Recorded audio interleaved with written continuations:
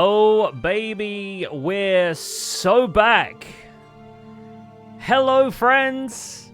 Hello, welcome back to a surprise emergency GIGGS D&D session. Well, not really an emergency. The emergency is that we have emerged from our hibernation, our cocoon of not playing D&D for a couple of months because, oh my goodness, I play D&D with such busy people. But welcome in, everyone. Good to see you all. Hope you're all well. We got a hype train rolling already. Get some hype. GIGGS D&D is back, baby. And I cannot wait. I cannot wait to get back into it with these folks. It's been too long, and I've had this session percolating in the back of my mind. So many good things are about to happen, and very bad things probably for our adventurers, but good things in a D&D sort of sense. Good things for entertainment. That's what we like. Thank you all for the subs and the resubs. I really appreciate it. Thank you so much, mods, for keeping everybody, keeping the hype under control, and keeping everybody comfortable and calm in the chat. Very, very excited to be back in the GIGGS D&D universe. So yes, obviously in April, the Hermits had the massive charity event. They spent some time hanging out. They spent a lot of time traveling. Other people have traveled for various other projects, including TwitchCon Rotterdam.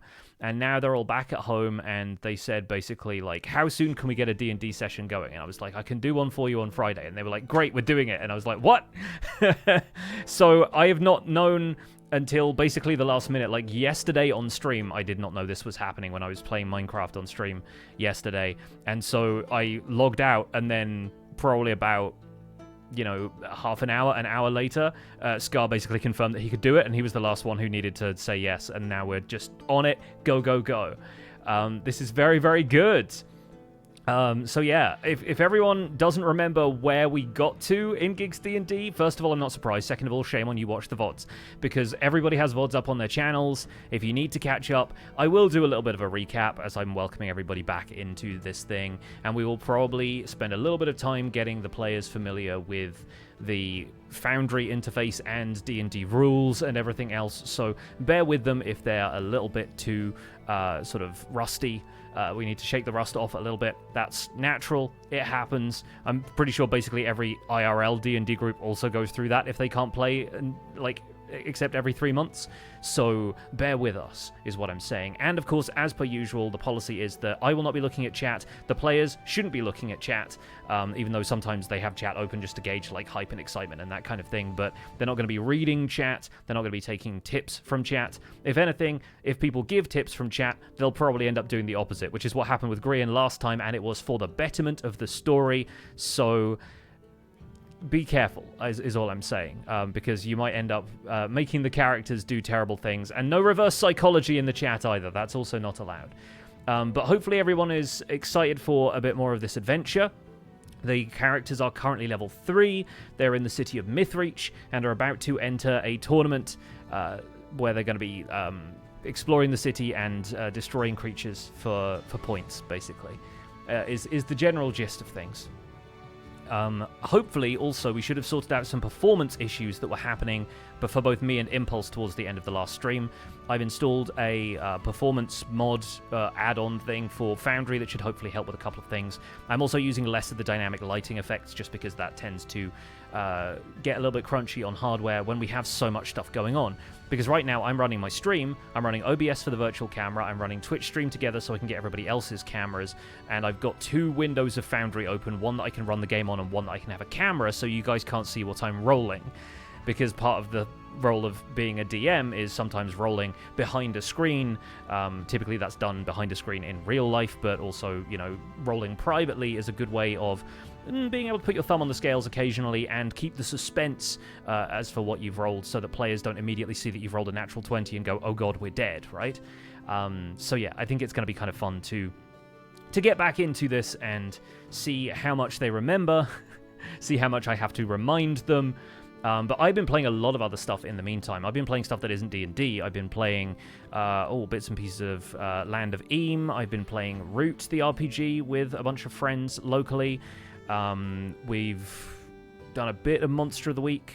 And yeah, like lots of other like little bits and pieces have been happening since March that have been really, really fun. I also spent a bunch of May planning my RPG stuff, hanging out with friends who were here for Brighton Fringe, doing like comedy shows and things. And so hopefully, yeah, we can get back into D&D zone. I'm pretty sure Grian has like Pokemon cards that he's about to open or something. I just saw him like with a bunch of like foil packs and stuff. Everybody right now is talking to their chats, so I'm not gonna unmute in the stream together chat just yet. But once they start waving at me, I will get in here. So Wonky Water is asking what the players' subclasses are. It is mentioned at the beginning, basically, of the previous session we did. So you can go back to the VOD for that if you want the official like reveals of it. But to recap, for those of you who haven't seen that yet, and hopefully to get everybody up to speed, if you want to be, spoilers, cover your ears if you don't want to hear this already. But Ruby Nix is a Soul Knife Rogue, Max Blunder is a Trickster Cleric, Brohini Dudestone is a Battle Master Warrior, and Mr. Wizard is a Divination Wizard. So we've got a little bit of everything to play around with here. It's going to be very, very fun. I think, honestly, the subclasses could have gone in a bunch of different directions. Let's be real, I think we all knew that Max Blunder was going to be a Trickster Cleric, but I think everybody else was a little bit more kind of up in the air, so very excited for the choices the players have made. And it's going to be super fun to continue the adventure and see what shenanigans they can get into. Yes, we also finally have more opportunity to use the D20 and D1, or the Nat 20 and Nat 1 emotes that my partner designed. Those are in chat for anybody subscribed. And if you're not subscribed already, please do, because it helps support streams like this, especially when we see the hype on these streams. We know that people want to see more, and even though it's a difficult thing to schedule, we hopefully get the opportunity to do a little bit more of this stuff as well. So thank you all. Thank you all for that. I will make sure to thank a bunch of people at the end of the stream as well. I'll probably hang out afterwards. We're aiming for this session to be about 3 hours, so yeah, we'll see how far we get through what I have planned. If things end on a cliffhanger, that's also going to be fine. But yeah, I'm gonna unmute myself in the stream together just so everybody knows that I am around, and I will keep talking. Oh, Impulse is here. Hello, Impulse. Yeah, I was ready too. I was like hovering over the button. Hello. Hello. And we have agreeing. Hold on, I'm agreeing with you. Hold on, there we go. Where's Scar gone on my my cameras? Oh no, what's happened to Scar? He's right there on my screen. On my screen. Let me see. Where are we at? Aha! I see people. Okay. I see everybody but Scar. I can let him know. Oh no, that's fine. Like I can see him on. There. I can see him on Twitch. I just can't see him in my. Hello. Brian. I was summoning. I'm summoning Brian. You summon Scar. Hey, you're lucky I only pressed it once, because I found out if you spam it, it's spam. Yeah. Oh boy, does Pix, it. can you take it away from him, Pix? All right. Are you calling me? Hello. We're ready. Hello, everybody. Hello. I have 2 packs. Stop. It's always locked and loaded. Jem, do you want to see? Focus. Jem, look, Pix, I've got a can you girly call- pop can you binder call for my on girly him pop whenever cards. He's like doing this. Is Grian not allowed to flaunt his incredible loot on stream? No. Is that no longer allowed? Oh, I've messed up my entire everything. Could I Don't pause? worry. We all have. Journey together.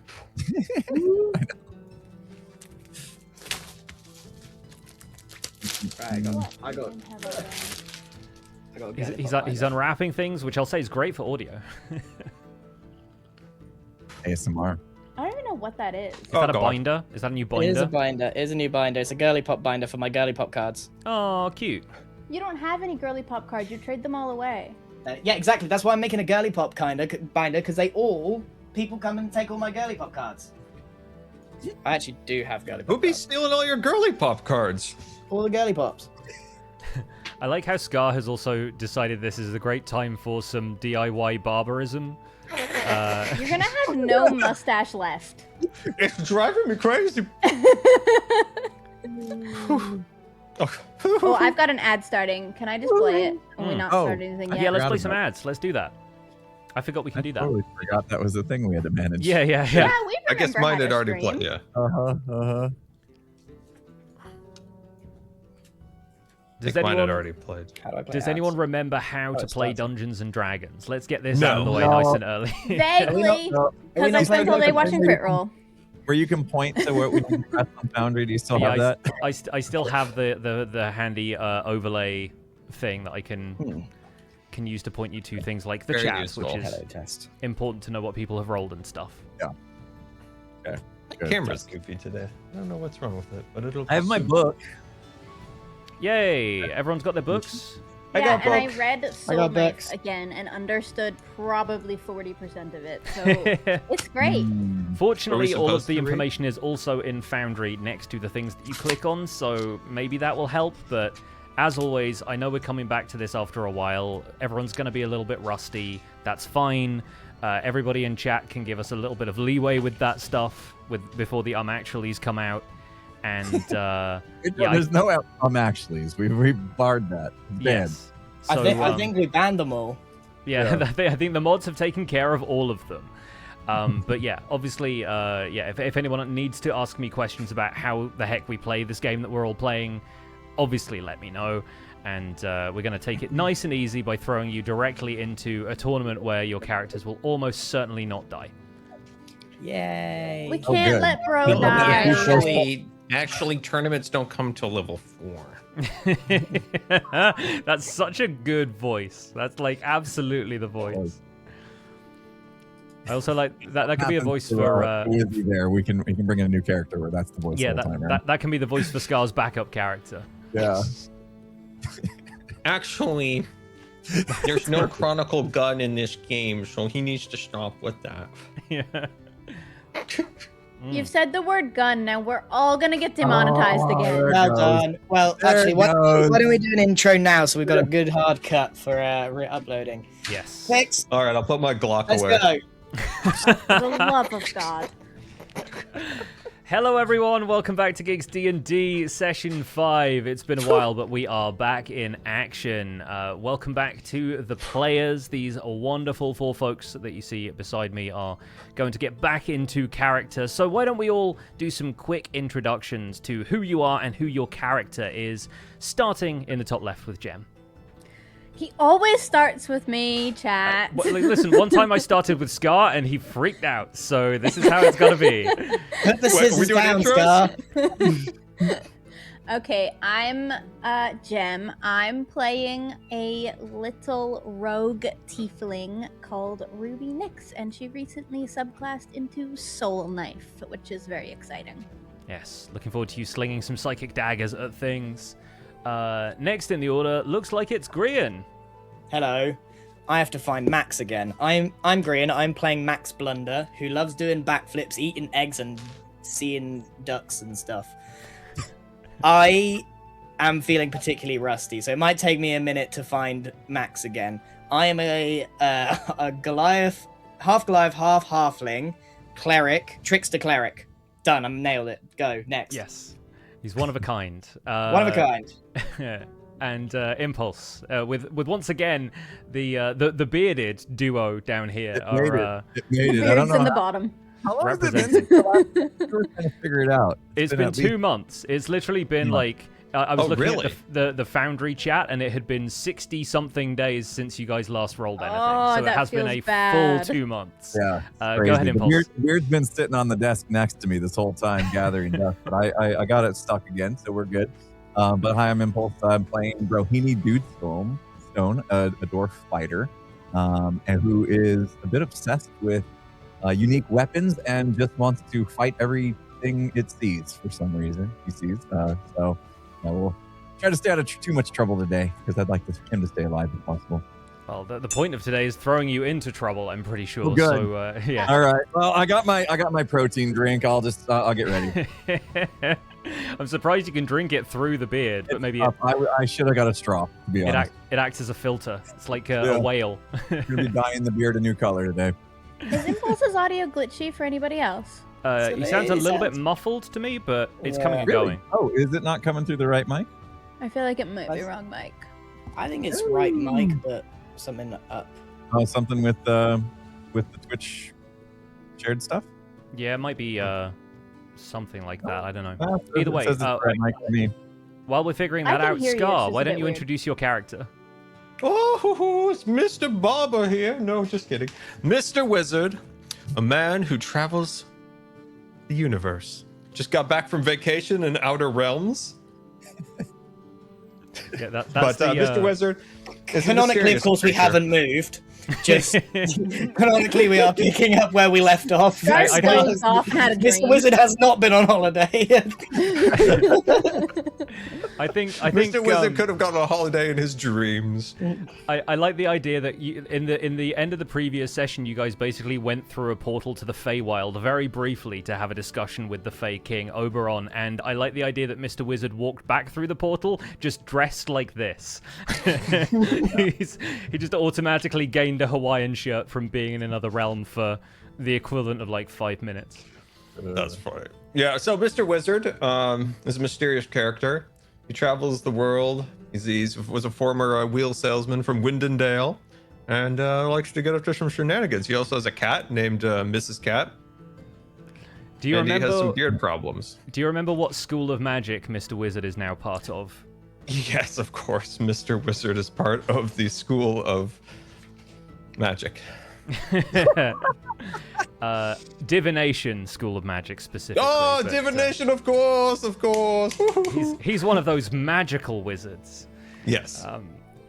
Yeah, so to now we've introduced the characters, I will reintroduce everybody to the scenario that we are currently in, because the characters are about to get into some action. So, after their adventures in Strawborn and Nailbrook, the party has travelled with a caravan to the city of Mythreach, where they heard a Midsummer Tournament takes place every year. As they arrive, Mythreach seems to be in the grip of an arcane mystery. A spectral shadow hangs over the east half of the city, while the west half is covered in these intangible, semi-invisible vines and plants. The guards at the gates check in approaching vehicles for cargo, and they were in the process of waving our hero's covered wagon through when a caged owlbear broke out of the cart ahead of them, threatening a small boy in the plaza. The group rushed to attack the creature and defend the townsfolk, but Max Blunder took pity on the owlbear and tried to control it, eventually able to pacify it with a combination of animal handling and cleric magic. As the group pondered what to do with the owlbear, the boy approached them and suggested that they take it to the king, leading the group through the Mythreach streets to the market district on the west side of town, where they arrived at Mr. Wizard's old shop. The crew entered cautiously, but aside from a window broken in a dispute with a local baker, they find the premises largely untouched, but a strange light radiating from behind the bead curtain leading to the back room. Passing through the bead curtain, Mr. Wizard and Max found themselves in the presence of a regally dressed Fey, who seemed to recognize Mr. Wizard from his previous visit to the Feywild, and he saw through Max's invisibility as well. Max introduced himself by name, and the Fey King, who later introduced himself as Oberon of the Summer Court, asked them to win the Midsummer Tournament on his behalf, earning themselves 2,000 gold and the key to the city. He explains that the Raven Queen, monarch of the Shadowfell, has manifested in the east side of town and is also searching for a means to win the tournament. The group are appropriately suspicious of Oberon's motivations, and Max is able to resist Oberon directly imposing his will on him, but Oberon offered to sweeten the deal by granting Max an opportunity to progress his search for the Pantheon of the Gods. He agrees to present Brohini Dudestone with a weapon of a kind he had never seen before, give Mr. Wizard access to an airship, and grant Ruby the tournament's cash prize. This bargain seemed to satisfy the crew, although they agreed to keep their wits about them when fulfilling this quest, and in a brief epilogue, we see an infernal tiefling pledge to win the tournament on behalf of the Raven Queen. Any questions before we begin? Yeah, I got a big one. What the heck did we get ourselves into? This Oh boy. sounds hilarious. Question: When do I take the keys of the airship? Oh, for goodness sake. That has yet to be decided, but it seems Okay. like the Fey King is quite interested in you doing something for him before he does something for you. Of course, classic faking. Yes. All right. Does that sound familiar? Are we all sort of caught Yeah. up? Wonderful. Caught up. Okay. So glad you reminded me about the airship. Yes. Yeah, no, Mr. Wizard has a dream of flying, and we will see whether that is fulfilled. But either way, I'm going to change up the music here, and we return to the city of Mythreach. So, as instructed by Oberon, you weave through the city streets of Mythreach and arrive at a grand central square at the foot of the enormous towers at the center of the city, which house the royal palace, the bastion of the arcane, and other such lofty institutions. A stall has been set up, flanked by 2 of the city's guards, with a sign above it clearly saying, "Tournament sign-ups here." A scribe in light blue robes of the palace staff is sitting behind a desk with an open ledger and is talking idly with one of the guards while the other guard sternly faces the crowd. Nobody else is currently waiting, but as you approach the scribe, you notice that the ledger has a lot written on its thick pages already. What does the group do? What do they say to each other as we move into this central square and you guys approach the sign-ups for the tournament? Who's a good reader? There's some reading to be done here at the board. Well, Ruby! I'm out. If you want to try and read this ledger, it's sort of upside down, sort of facing away from you. But if anybody would like to, you can give me an investigation check. I'll read it. So if you remember how that's done, you can go to the little actors tab on the right-hand side there. That's where you can open up your character sheets from. And remember, double-clicking on the top part of your character sheet will allow you to minimize that so you can move it around. Ruby rolls a 15 investigation, which beats the score I had in mind. So this is a ledger of names and people's signatures who are signing up for the tournament. And the signatures are all scribbles and X's and things, depending on how literate the people were who were signing it. So you don't necessarily recognize anybody's signature. But among the names on the page, Ruby's able to read upside down the words Sellsword Duo, Rogues Gallery, and The Deep Shadow.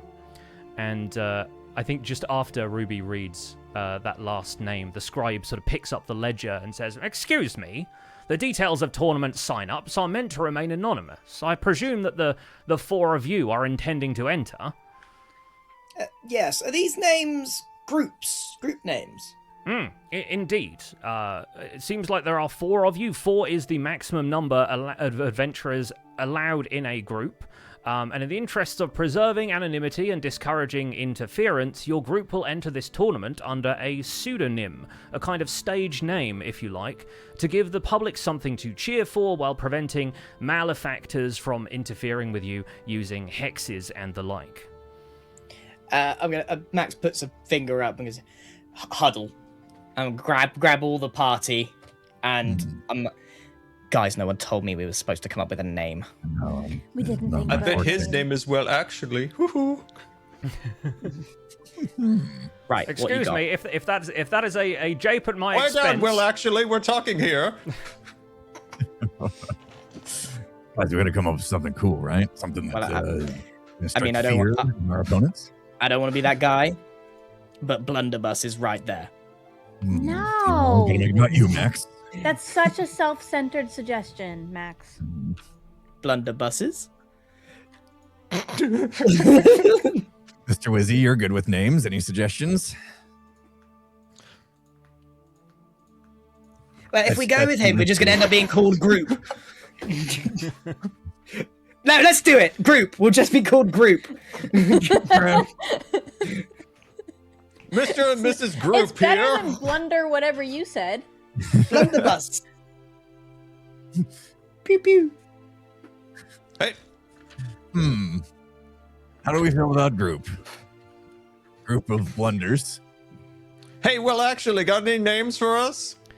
It's not my job to come up with the names, it is your job. If you can't think of a name, how on earth are you going to work together as a team in the tournament? I'd That's a rather have darn good another. question. I'd rather have Guys, we another have to fight with think the of something owlbear. so cool. It's so important. I know. What's wrong with Blunderbuss? It's not cool. Doesn't blunder mean like fail? Mr. Bust, maybe? My name means fail? We can't. Oh, sorry to let you know that. We can't be called Miss. No, whatever you just said, Wizard. Well, what do we do best, crew? eat eggs and do backflips. Backflips. Hmm. Again, I feel like that's more me. Bro is better at it than you. I have shown you That's that. true. Watch this. I do a backflip. Heck yeah, give us that roll. And remember to call out the numbers as you roll them if we're not on the Foundry Is that screen. Acrobatics, yeah? That would be acrobatics. Yes, please. Oh, dearsy me. That was a 5. That was a 5, chat. It's a 5. Should I give him a chance? Should I give him a chance, or should I also roll? I mean, if you would like to roll, please go ahead. Well, I assume I've kind of done a... Oh, dear. A 7! It was the same number on the die, but the dexterity bonus definitely makes up for it. So, yeah. This contest of backflips is regarded coolly by the guards, who seem to think you might be up to something, but they can't quite place what it is. But this gets you no closer to deciding on whether backflips is an adequate name. We're just getting limber over here. That's all. Well, team group. Team How we feeling? Group. Team... My brain no work. This is really sad. I will take it to the protein and see if I can come up with But something. you're so good at names. Team Protein. There we are. Team Protein. I suggested at least 2 names now, so... They were all very self-centered.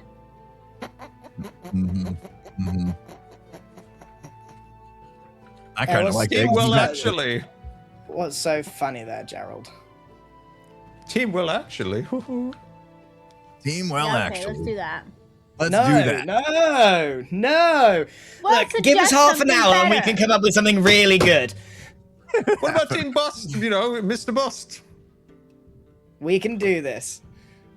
Come on, we have faced Chat, much harder. go forth. foes. Suggest things. Ruby and the Idiots. I like that one. This is a great time to involve chat, actually, as the inspiration rushes to you from all across the universe, as the minds of our 4 adventurers scan the cosmos for these names. Flashes of inspiration can occasionally occur. Somebody said Flippy 4. That's pretty cool. Before, I like that. Don't we want something that's going to? I mean, what were the other ones that just were on the list that sounded kind of cool? Sword Duo, Rogues Gallery, and Deep Shadow. So we need to. A lot of people are we need spamming something that deviled eggs. incorporates us, and then a really cool word, Deviled right? eggs. So we could Somebody just said a Fellowship of the Eggs. derivative. Let's try again.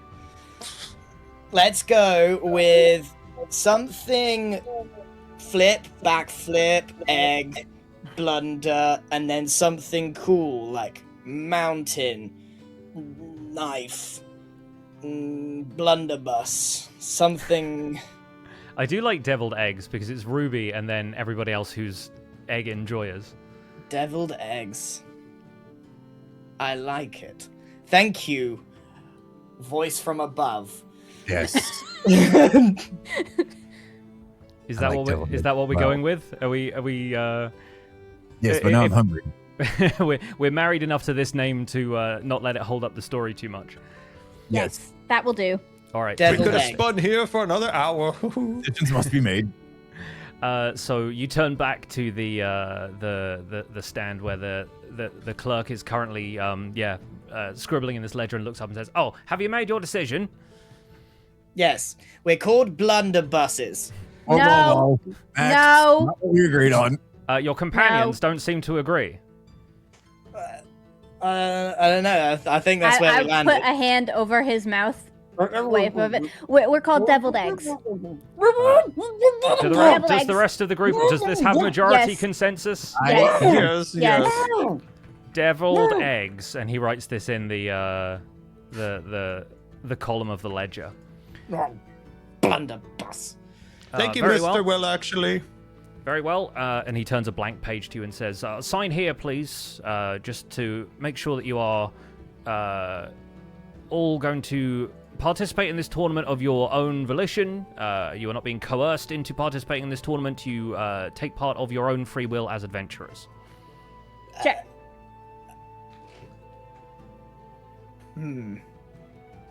Okay. And I Ruby do decides my for all of us. signature. My signature is incredibly loopy and fancy and huge.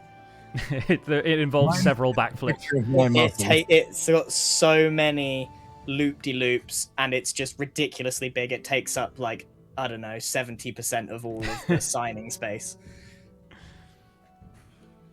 He's got quite the John Hancock. Hoo-hoo. Who's that? Never mind. the wizard John Hancock. So the scribe says, right, well, the tournament will take place tomorrow at midday. After the starting horn sounds, you will have 90 minutes to make your way through the city streets, vanquishing monsters that have been curated by the Royal Beastmaster and the Master of the Revels, and receiving points depending on the difficulty of the encounter. After the 90 minutes is up, powerful spells will be deployed to banish any monsters left standing. Unlike in previous years, no points will be awarded for defeating other combatants, all of whom will be adventurers like yourselves. This is, after all, intended to be a tournament of equals. It is you versus the creatures. You may begin in one of the 4 following locations: the City Gate Plaza to the north, the Civic Hub to the south, Old Town in the east, or the Market District to the west. Where does your group wish to begin? If we choose a specific location, does that mean in the future we can no longer go there? No, you are able to traverse the city streets as you please. Right, blunderbusses. Do you reckon we should go west where our, That's where That's our not king is? called. We don't respond. But I to agree, that. West is good. That's where our guy is, no? Dorf, you had one job not to respond to him. No, but yeah, we want to go where our West. king Call is. us deviled eggs, Max. I don't think I can do that. Please. Or deviled eggs. Are we gonna go to the west where our Yeah, guy we can is? go west.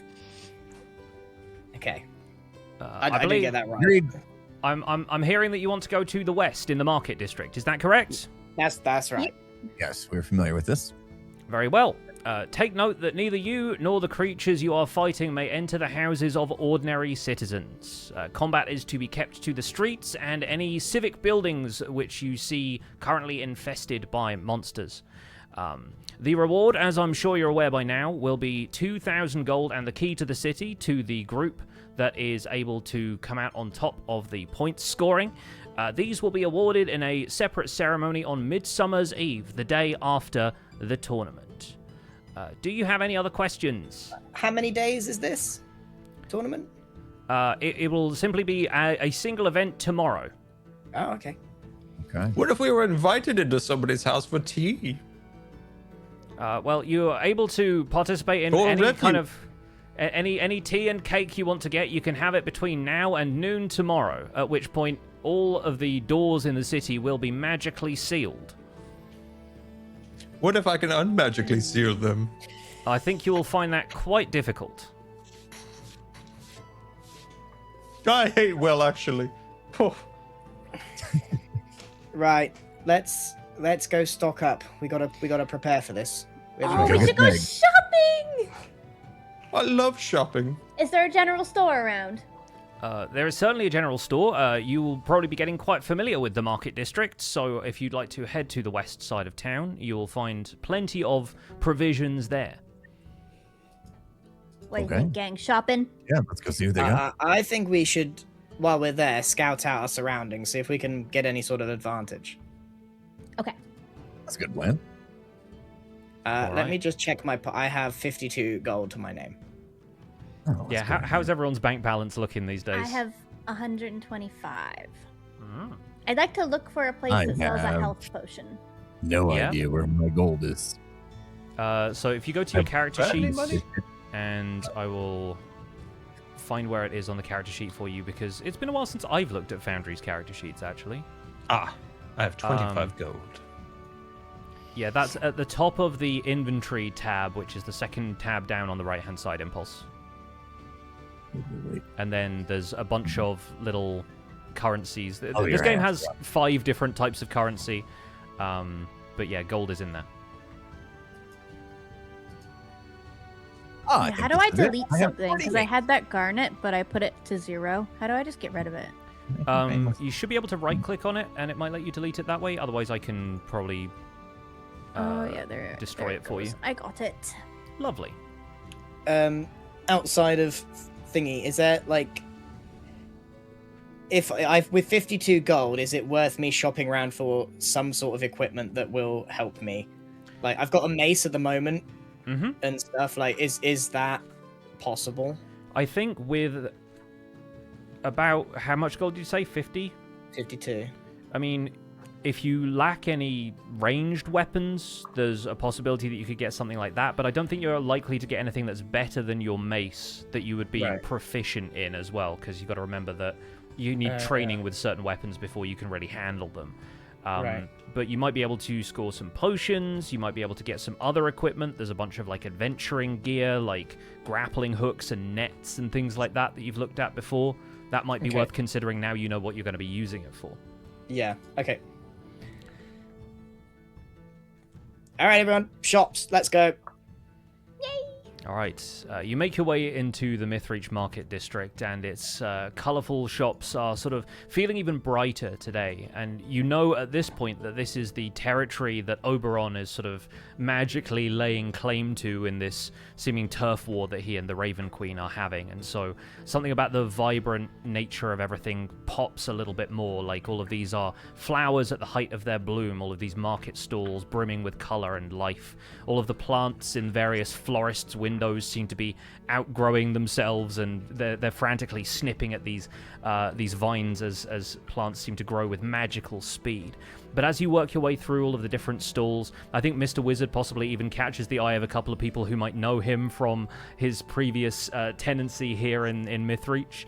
I think maybe Judith, who used to run the stall of provisions that was looking after your shop for a little while, kind of like glances over in your direction as if to go, "Is that Mr. Wizard?" And you're able to find yourself to various provisions, adventuring supplies, potions, magical ingredients, that kind of thing. His shirt didn't disguise him well enough, huh? Yes. Judith, hello. Oh, is that Mr. Wizard? Hello, Judith. Oh, Look, sorry. I made friends. What is it you're calling yourself these days? Is it Mr. Wizard? It was Mr. Wizard last time I saw you, but it was Presto the Enchanter before that, and Lazuli the Archmage before this, and I have trouble keeping track these days. Did you see my new shirt? Oh, it's lovely. It's lovely. Have you been on your holidays? I have been on the holidays. I went through a magic door. Oh, I bet you did. They're all going through magic doors these days. I'll tell you what, that little hatch in the side of my shop still works, where you can steal pastries from the bakery next door. Oh, you've not been stealing again, have you? That's honestly that's the reason your shop window gets smashed in, Wizzy. That's the problem with it. I've enchanted it. It's now pliable. Is it going to bounce the bricks back at them? Is it? Well, Yes, we'll of course, it bounces back. I learned it on my travels. We'll see how long that magic holds up for. Honestly, some of those crystals you gave me, some of them were duds, to be honest with you. And, I'd get mad, but occasionally I sell people the odd trinket on the side that doesn't do quite as much magic as they expect it to. So, Did you tell them to believe in themselves when they do it? To give themselves the confidence to believe in the magic they're trying to achieve from the crystal? honestly, if it was all about belief, all of us would be clerics. But we're not, are we, Wizzy? I met a cleric. Look, it's Mr. Blunder. Preston, can you get us a discount anywhere? Oh, has he told you his name? Is his name Preston? Has he Yes, it genuinely is. been Preston the entire It's, time? yeah, the entire time, believe it or not. Well, Well, what would you like to buy, everyone? I can help you find your way through this market. Potions. We need potions. Judith, Just in case Burrow potions! takes a hit, you know?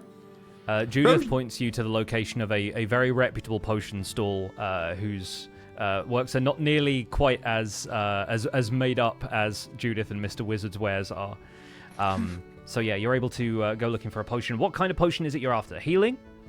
Healing potion, please. All right, lovely. A potion of healing is actually pretty expensive. They cost you 50 gold pieces. Ooh. Ooh.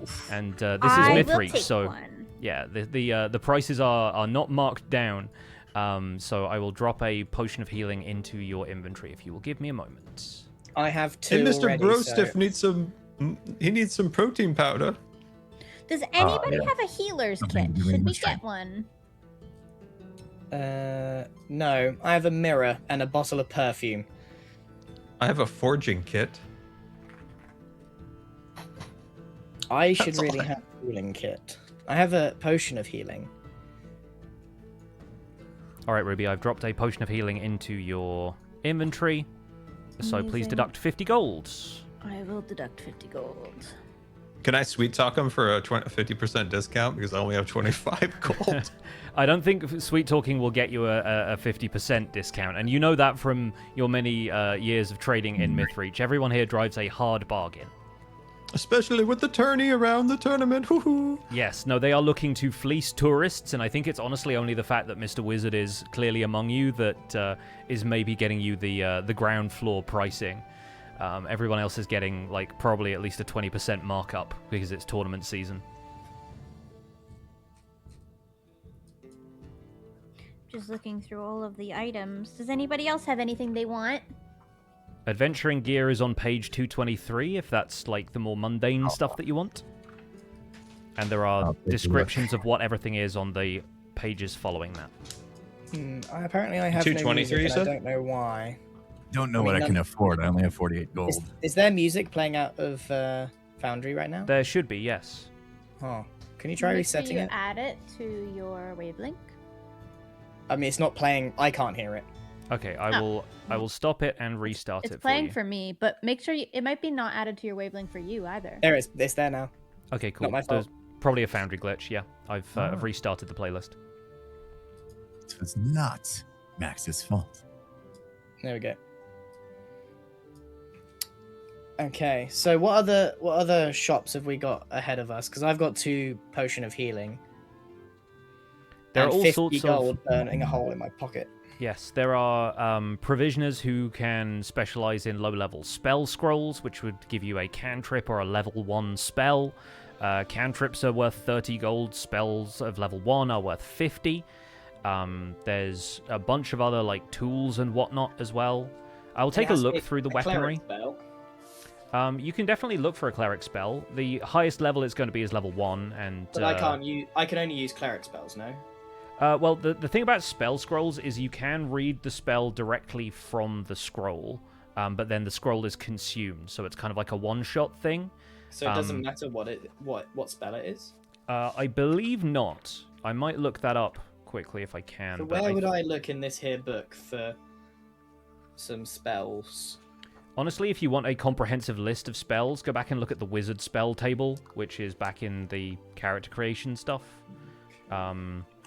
That starts page 168, because wizards have access to the most spells. There are a few that wizards can't learn, but there's very few. Okay. And Right, it's a you lot guys- easier you to... guys- shields equipped that people who can. I have a shield. Brohini Dudestone uses a two-handed weapon, so equipping a shield at the same He time is kind of cannot. difficult for him. Can I, or do Right. rogues Iron normally spikes. not? So we know we're going into a fight with creatures and beasts. Yeah. Quick question, lot. I'm looking at iron spikes. Wouldn't that be useful? Can anyone lend me 1,000 gold? I'd like to buy a spyglass. Woohoo. I think we should get things. No. Also, it's a How much is the spyglass? winnings for the 1,000 gold. tournament? How much is the It is winnings? 1,000.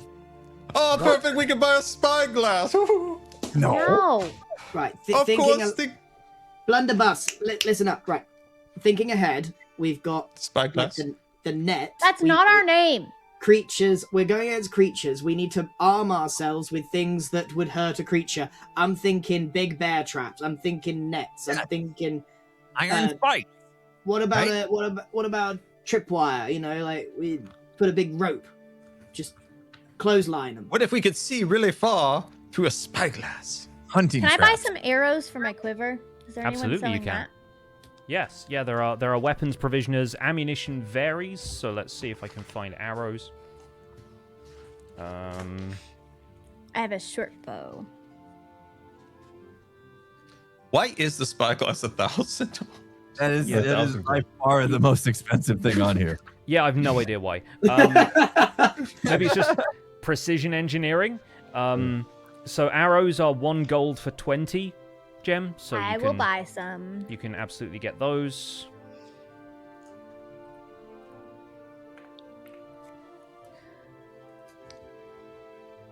And yeah, there's iron spikes, like caltrops, stuff like that. Yeah, I feel like a set of iron spikes. okay, Scar, can you tell me what spells you have? I have. Let me go back. Where's my spells? Okay, I have light. I have magic or mage hand, ray of frost, burning hands, which that's where I can cook everybody a nice potato. Detect magic. Let's see, feather fall. When did I get feather fall? I don't remember that one. I'm pretty sure you might have got that as part of your latest level up, because I don't think you've Oh, cast okay. that Find before. familiar. Mage armor. Oh, that must be another one I don't remember. Mage armor. Oh, you should do that one before fights. Yeah, is that good armor, Pix? Is that per day picks here, like it is in Baldur's Gate? I will take a quick look at the mage armor spell. I've just given Ruby some arrows, and I've given Brohini Dudestone some iron spikes, so that's 1 gold from each of you. Yes. Thank you. And then magic missiles, the floating disc, thunder wave. Okay, Oh, so and a here's mind spike. Whoa. here's how Oh, sorry. Go on, Pix. here's how mage armor works. You touch a willing creature who isn't wearing armor. This can be yourself. Until the spell ends, which it lasts for 8 hours, the target's base armor class becomes 13 plus dexterity. So Mr. Wizard's armor class is currently 11. If you cast mage armor on yourself, it would be 14. So You wanna should put that on Does it last Bro? the whole day? It lasts for 8 8 hours. hours, so basically the whole Okay, day, because so basically the Okay. whole day. So you Yeah. should do You that. want to put that tomorrow, on Scar. Bro, because Bro's in Yeah, I'll danger do that when we now. get into something. it wouldn't work well for Bro, because Bro's armor is He already should do it pretty to hefty. himself. Like, his maximum armor class could be, I think, 14. Oh, I see. Um, I've got 3 spells that I'm interested in that I think could help with our situation. I'm open to being convinced. Number 1, grease. Grease up Grease. that floor. Can you buy a vial of oil and have it do the same thing? you could do that. Okay, well, in that case, second option, sleep. Sleep the guy. Oh. If we're in trouble, we could put it to Can I heal you? sleep. A popular then It's spell. we probably can- hard to Oh. hit. Is that a Alright. wisdom check? It's an enchantment. Let me take a quick look at the conditions for the sleep spell. Each creature of your choice in a 5-foot radius sphere centered on a point within range must succeed on a wisdom save or have the incapacitated condition until the end of their next turn. So you basically put them to sleep for a turn. If the target fails the save on the next turn, they become unconscious. But the spell ends if they take damage or if someone within 5 feet of it takes an action to shake them out of the sleep spell. So that could be very useful. The other one I thought of, which is a bit of a wild card, is charm person. There are other contestants. We could try and charm someone else to join in on our fight. I like that. What happens if we get caught breaking the rules? We weren't told that you weren't allowed to. Oh wait, we were told we weren't allowed to mess with other people. We said we weren't allowed to harm other people. Yes. And the rules Would may you- have been would you written feel specifically this harmed? way for a good reason. Yeah, I encourage creative interpretations of the rules. Let's put it that way. It appears I need something else to make my iron spikes useful. Ropes is what it suggests. Ah. They're only to jam a door, which all the doors are already locked, or I can put a spike in the ground and attach a rope to it. I suppose if we want to keep a monster from moving too much, is that the use case for that? Potentially. Bear I would trap. also allow you to use iron spikes like caltrops because they are basically the same costs. So like Okay. you could like throw a bunch of them down for something to like step on and it might hamper its movement, but Okay, if that's the case, Um, then I'm okay. I don't need the ropes. I just thought they wouldn't do anything without it.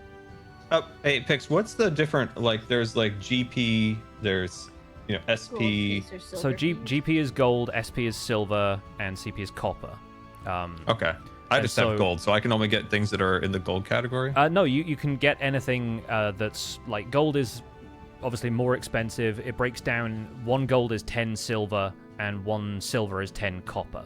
So I really want a ladder. where are you going to store it, Scar? Oh, my magical pouch! Woohoo!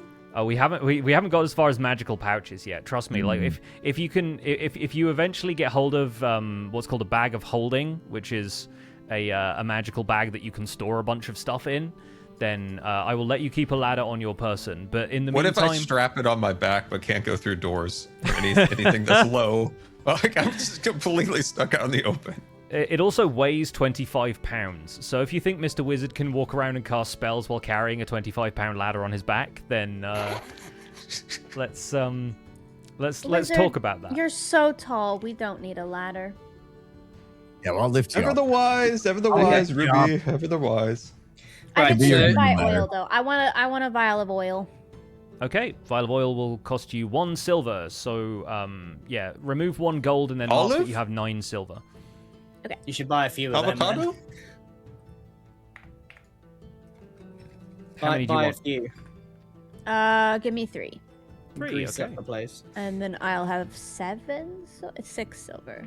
Right. No, 7. Bro, I think you should stock up on any sort of traps, tripwires, bear traps, etc. I'll take the I lot. will go to this gentleman over here. Have you got a scroll for the spell Charm Person? Oh, let me see here. And he like digs through sort of barrels of things, and it's like, oh yes, let's see, charm. I really wish I had alphabetized these. Let me see, charm person, calm emotions, chain lightning, charm monster, no, charm person. Yes, here we are. This will be 50 gold. Okay, I'll take it. Duration of this one is 1 hour. Cast within 30 feet of you. Bear in mind that laws and ordinances of the city of Mythreach do prevent you from using this for as a substitute for love potions and so forth. You understand there are various bylaws and things, so dang I'm it. legally obligated to tell Careful you with this. those. All right, I'm sure I'll find another use for it. Excuse me, sir. I would like to purchase a hunting trap. Oh, right you are. Hunting traps. Yep, got plenty of them. This is a completely different vendor, by the way. This is they're all like different stalls and things. Okay. Yep, I got hunting traps. What kind of thing you after? You want large, small? What kind of thing you hunting? Well, which one's the one that's 5 gold? Oh, that'll be the large ones. Yeah, you know, they're for Yep, hunting it- the big game, the bears, the owl bears, that kind of thing. Perfect. We're gonna be hunting. I don't know what, so I want to be prepared. Oh, you're in the tourney, are you? Oh, I see. Yes, what we it are. is. Yes. Well, yeah. Very glad that you've come to my stall. Very nice of you to get your provisions here. Make sure to leave a good review. Yeah. So you want a 5 gold hunting trap? Fantastic. I will look that up in the equipment. And while we're at it, maybe a net as well. Oh, nets. Yeah, probably do all right. That's also in the same category. God, I Perfect. can't wait for us to forget we own all of this. Yes, it is probably worth keeping stock of like everything that you've got in your inventory. Remind yourself all of the bits I and only have pieces one that you thing. have. Also, keep an eye on how much you can carry. Yes. Because I just picked up a 25-pound trap. Yes. Hey, and- where do you see the weight limit? So your overall weight limit is listed at the top of your character sheet in the inventory tab, above where your golden stuff is. There's like a progress I see. bar. on Okay, that. I'm not close. We're good. Yeah.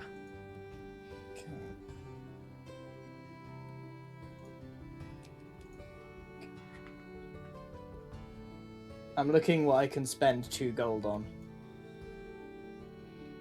A crowbar. Like a...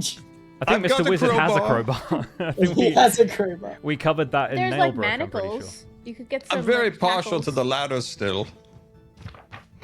Can someone pick up a healer's kit for me for 5 gold? I already have one. I could just carry 2. You already have one. What does Yeah, the healer's kit do?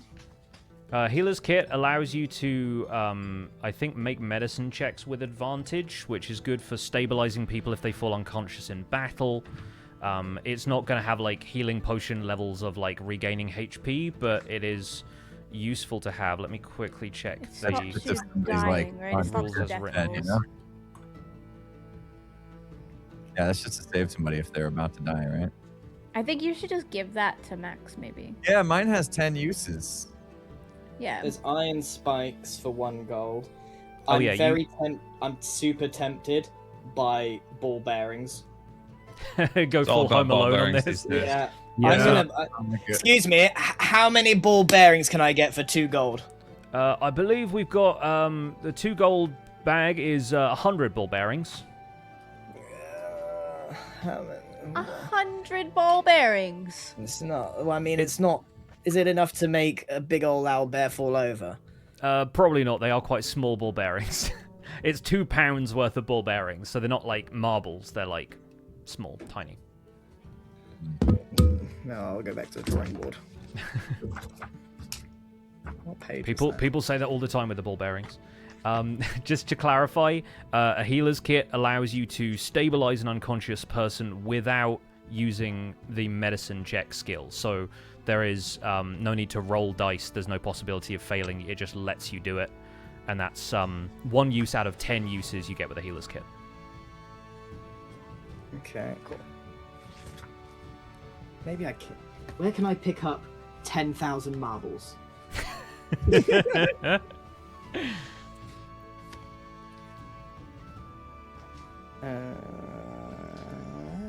Mr. Wizard That's is you. going to commit to the ladder. You're going to commit to the ladder. Okay. I have an idea for the ladder. Okay, well, considering you're 7 feet tall, it is slightly more feasible for you to carry a ladder around compared to everyone else. And it's going to go straight up. So the head just straight up. And often people are going to hold on to the ladder and they're going to walk with it. They're going to walk. Or they're going to hold on as I'm walking with the ladder. Okay, so they're basically using you as a siege tower, is what I'm hearing. It's like if you had seen Lord of the Rings, Scar, you would know that the the siege towers that they use at the Battle of Helm's Deep are similar. So yes, the Helm's Deep. Oh, I've heard stories. I wouldn't will know. I will begrudgingly allow Mr. Wizard to buy and carry a ladder. I will also bear this in mind in any eventuality that it might be inconvenient for you. So just letting you know about that right now. So, Pix, just describe what this looks like right now, because someone is furiously drawing this. So a ladder is 10 feet tall, according to the description of this. And so Mr. Wizard has it attached to his back. It probably hangs down not quite long enough that it's going to like knock against his knees, but it's at least 3 feet above him. And he's carrying it around just strapped to his back with lengths of rope from somebody's Dungeoneer's pack, I assume. Okay, this is exactly what I thought, meaning he can't get in a single door. Yes. I look at him with absolute despair, and I drop a grappling hook onto the table. So I'll take this with my last 2 copper coins. Here you go. Well, gold, but... I got the ladder. Yes, you now have the ladder. Please deduct how much gold was that? Was it just 1, or was it something? I can't remember. The grappling hook is 2. The grappling hook is 2, yes. The ladder is 1 SP. 1 silver piece. Okay, cool. So deduct 1 gold and add 9 silver. You've just nerfed yourself and paid for the pleasure. This ladder better save us. Okay, Oh, well, 9 I'm silver, 9 officially silver. I'm officially broke. Also, Mrs. Cat is up on the top, just kind of like somewhat happy, somewhat horrified by the fact it's on top of the ladder. And the Max, ladder waves as it goes along. Yes, it definitely like wobbles along with you. Max now has a grappling hook. That's in your inventory as well. So yeah, Mr. Wizard now looks like Norman Reedus' character from Death Stranding, and I think are we good as far as purchases go, or does anybody have anything else? Did you add my scroll? Oh yeah, sorry, the scroll. I need to add that as well. Charm person. Thank you very much. Oh wait. All shopped out. We should go to a tavern now. No, you. Any Any other things I should buy? Maybe a rope or a net. I like a No, net. wizard. No, wizard. I really hate to be that guy. Stephen, can I borrow the ladder? Of course. Would Immediately you it like comes to to do? you. Possibly need that for. I grab the ladder and I put it up against the nearest building and start climbing up to try and scale and get on the roof. Okay, fair. Yeah, I think you're able to with give me a quick athletics or acrobatics check, whichever you prefer. Acrobatics or what? Athletics. Athletics. That's the one I can find, so I'll do that one. He's due. It is 3 a again. horrible 7. Okay, so it takes Oh, you a little dear. bit of time. I think you try a few different angles of approach. There's a couple of like loose bricks that sort of like you don't feel too confident in your hold on some of those, but yeah, slowly but surely you make your way up there. It's not the most graceful thing, but you make it onto the roof. I'm going to investigate the area. I want to look and see if there's anything that would help us in the coming tournament from the area that we are going to be fighting in. Okay. The ladder was a wise investment. So as you look around from the top of the buildings, you're in this sort of fairly crowded, narrow, like alley type of street, but you get a decent look out at the market district. There is a fairly large central square a little bit further away that has a few kind of houses and stalls and things. And I think, Max, you probably have a decent sort of intuition about like the type of creatures you might expect to see that would create like a spectacle. Having been around the circus, you've known like a few acts involving kind of various creatures, and they're all sort of fairly large and showy, and so you'd want them to be somewhere everyone could get a clear view of them. And so you're thinking this market square is probably where a lot of the combat is going to happen. Okay. Is there anything else I can do up here? I'm having a look round. See if there's anything that can help us. A spyglass would come in handy up there, wouldn't it? No, I can see everything. You can throw down on You can on zoom our- in on people. Do you see Alright. any areas that are like dark or blocked off? No, not really. I mean, the whole place is a bit messed up, I'll be honest. Yeah, from where you are also, once again, out the corner of your eye, you see all of these kind of vines and things that have been infesting this sort of whole area. And in the distance, you can see these darker, shadowier areas where clearly there's some influence happening over the east side of town. But that's a long way off from where you guys are.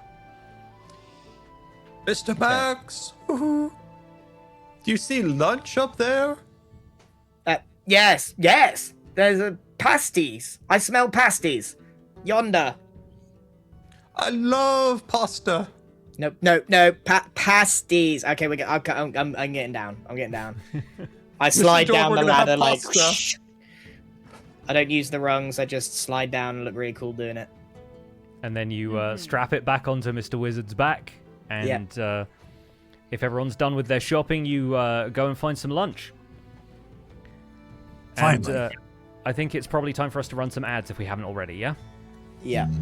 All right. Is it a break time? Is it time It's for a time. break? Like it Seems like time for a break, Yeah. yes. Go and grab your snacks, Yeah. run to the bathroom if you need to. Okay, good. My tea is all Okay. cold. BRB. Where's the ad button? I will be right back myself, actually. Good luck, everyone. Wow, chat. Are we gonna die in battle today? Are we? If we die, Jim, are we? Is that done so for our character? I actually don't know. Pix will try his absolute hardest to get us not to die, but I think yes, if we do still manage to die, we are done. Well, I do have a ladder, so You are a silly goose. I think with our winnings, if we win this tournament, I think the spyglass might be a pretty good buy. No. Chat, tell him no. I'll BRB. All right, chat. Wait. She's almost gone. She's gone. Okay. Chat. Come on, guys. The spyglass. How cool would that be? How cool is the spyglass? Right? Binoculars are fine. but they don't have the cool like extending pirate, sailor vibe. I think it's a solid choice. I think a spyglass is a solid choice for the group. And just think of it, maybe Max climbs the ladder like a pirate and pops out the spyglass and looks around. How cool is that? That's aura. That's aura right there. I'll tell you what, Max or a farmer would appreciate that. Great buy, important buy. I don't want the airship anymore. I want the spyglass. Gonna make a little amendment to our dealings with the tiefling. Wait, no. What was he? Wait, what was the magic man? The magic guy in my closet. He comes out of my closet. Pix, who's the magic man inside my closet? Oberon? Yes. Do you think he'll give me a spyglass? I don't know. I think you've already made your bargain with Oberon for the moment, so I'm so curious, genuinely. Like I don't have chat open right now, so I'm not sure if anyone has explained it, but I would love to know why a spyglass is 1,000 gold, because all it says in the player's handbook is objects viewed through a spyglass are magnified to twice their size. It doesn't make any sense. It's 1,000 gold. Yeah, it's like, I don't know, maybe it's all of the technology required to like curve the glass is like quite lofty for the sort of medieval fantasy world we find ourselves in, but like people can do magic for less. Why is a spyglass so expensive? I don't know. Why is it so expensive? It's like made of solid gold or something, I guess. I don't know. It's made of unobtainium because it'll never be obtainable. Yeah. Guys, I have pasta salad. Oh, you have. I get to eat in real life. I type it into I type it into search and it's immediately like, why is a spyglass 1,000 gold pieces? It's like the first question that comes up. Yeah. Is it made of a Leica glass? Do you want some pasta? Hasselblad? Here you go, chat. Mamma Have some mia. pasta salad. This looks yummy. What do you got? A Slim Jim over there? Yeah. Impulse? That's all I can fit between all this hair. And it helps with the protein intake as well, I imagine. Yeah. I got a beef stick or the beefcake, I'm so excited to do some combat. Yeah. Especially now Mr. Wizard has a ladder on his back. This is going to be fantastic. I want to stay at the top of the ladder and pull sneak attacks off. Amazing. Bend over at the waist and spin circles and keep all of the monsters away from us. Mr. Wizard does a helicopter maneuver. Yeah. I So needed my net. That was the only thing I didn't buy was the net. Is I wanted somebody to go up on the top of the ladder and drop nets on people. Oh, I got a net. I bought a net. Oh, you got a net? Oh, You wanna good. try it? I'll climb the ladder and throw one down. So Ruby currently, with all of her possessions, weighs like 76.9 pounds, or whatever the units of measurement are here. Mr. Yeah. Wizard can technically hold Ruby without being overburdened. Wait, really? Like, just based on Does the it weight have limit to reach Mr. Wizard the has left. absolute max to be... Oh dear, that lagged. A little bit. Oh, that was weird. Looks like it's fixed now. Is my audio They're still weird for you struggling. guys? No, Or was that just everybody fine? just froze for a second. Okay. I'm having a hard time figuring out where to put my chat, so I don't read it too much. That's the In same bin. problem. Put it in the bin, Impulse. Yeah. Close it out. Yeah, so the general consensus on why a spyglass costs so much is because it's a precision-engineered instrument in a pre-industrial world. But I'm like, there are gnomes making incredible stuff out there. I don't know why, like... It still feels like a holdover from like a more traditional medieval fantasy, like Iron Age style D&D, when there aren't people making mechanical marvels around every corner. So maybe More the somebody reason can... to fight in the tournament for the spyglass. Yeah, maybe the technology Brohini Dude Stone has been looking for this entire time is a machine that can help you make spyglasses cheaper. There we go. So, just before we kick off, the music stopped in the same place, I think, for me. Huh, weird. Okay. Oh. Well, Yeah, I will it's be still around changing the here. vibe of the music shortly anyway, so we will see. That's It going may for me. be That's odd. it may be that it's not looping for you for some reason. Yeah, it looks like it. Maybe if I so just maybe- refresh Foundry. Yeah, give that a quick refresh. Let me go to this screen. Green, can you talk in like your normal volume for a second? My chat's saying that you've been quiet this whole time. Hey, it's me, normal. That's not Your normal. volume. That's not. Yeah, normal. Normal here. Normal here. All right, I think I got you. Thank you. Okay, we'll see if this works. Well, I can hear it now, but it just stops after a while. It doesn't loop. Maybe is there a setting for looping? There's a setting that I can toggle, but it was on anyway, so I don't know quite what the deal is there. But Yeah, I can see 32 minutes of this song. yeah. So I don't know. Are we ready to continue? Side notes, Scar, you have 500 gold. You cannot buy a spyglass. I have Unless you 500 gold. find the spyglass costs 1,000. The prize is 2,000. That means Oh 500 no, I only each. have 24 gold. But what happens to me when I asked for the money? Yeah. Also, I'm pretty sure you all agreed that you were just going to give your money to Ruby. So What? But I of course, think- Ruby is You very guys are interested getting in a cool things. spyglass. I get money. That's what's the deal. I guess I must have forgotten I that. agree I'm to that. super broke. I'm super broke. I wasn't in the right headspace when we made this decision. I'll you share. were looking for you were more concerned with cool technology than monetary value, I think. So I was that's- trying to do the duck's will, so I don't know, man. All right, I'm ready.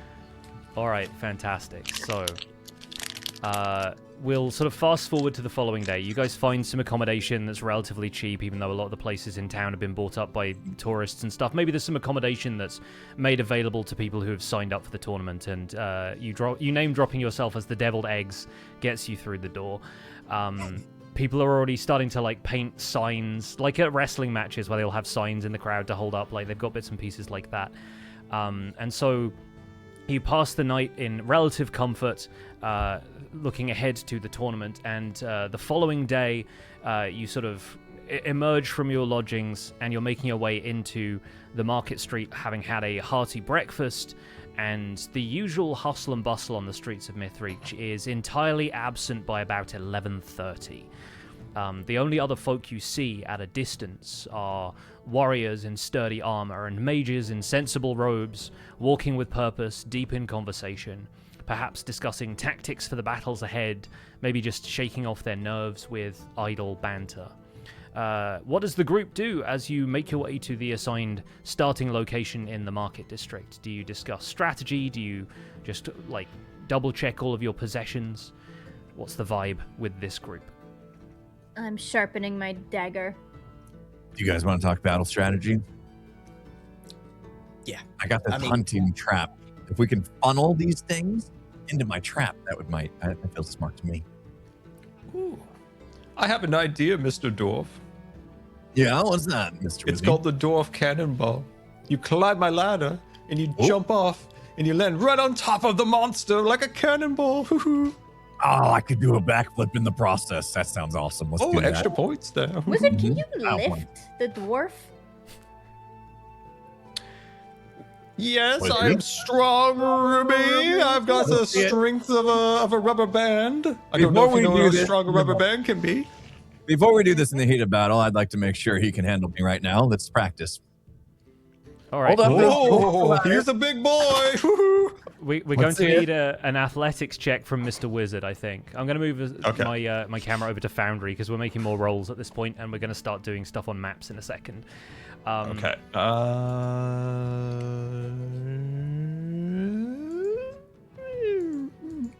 Okay, here it is.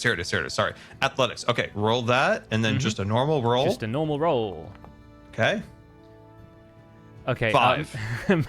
Mr. Wizard buckles over as soon as Bro starts to climb. I think there's something about him being like top heavy all of a sudden is not a great look for Mr. Wizard, and he sort of bends to one side. It's a good thing we practiced that.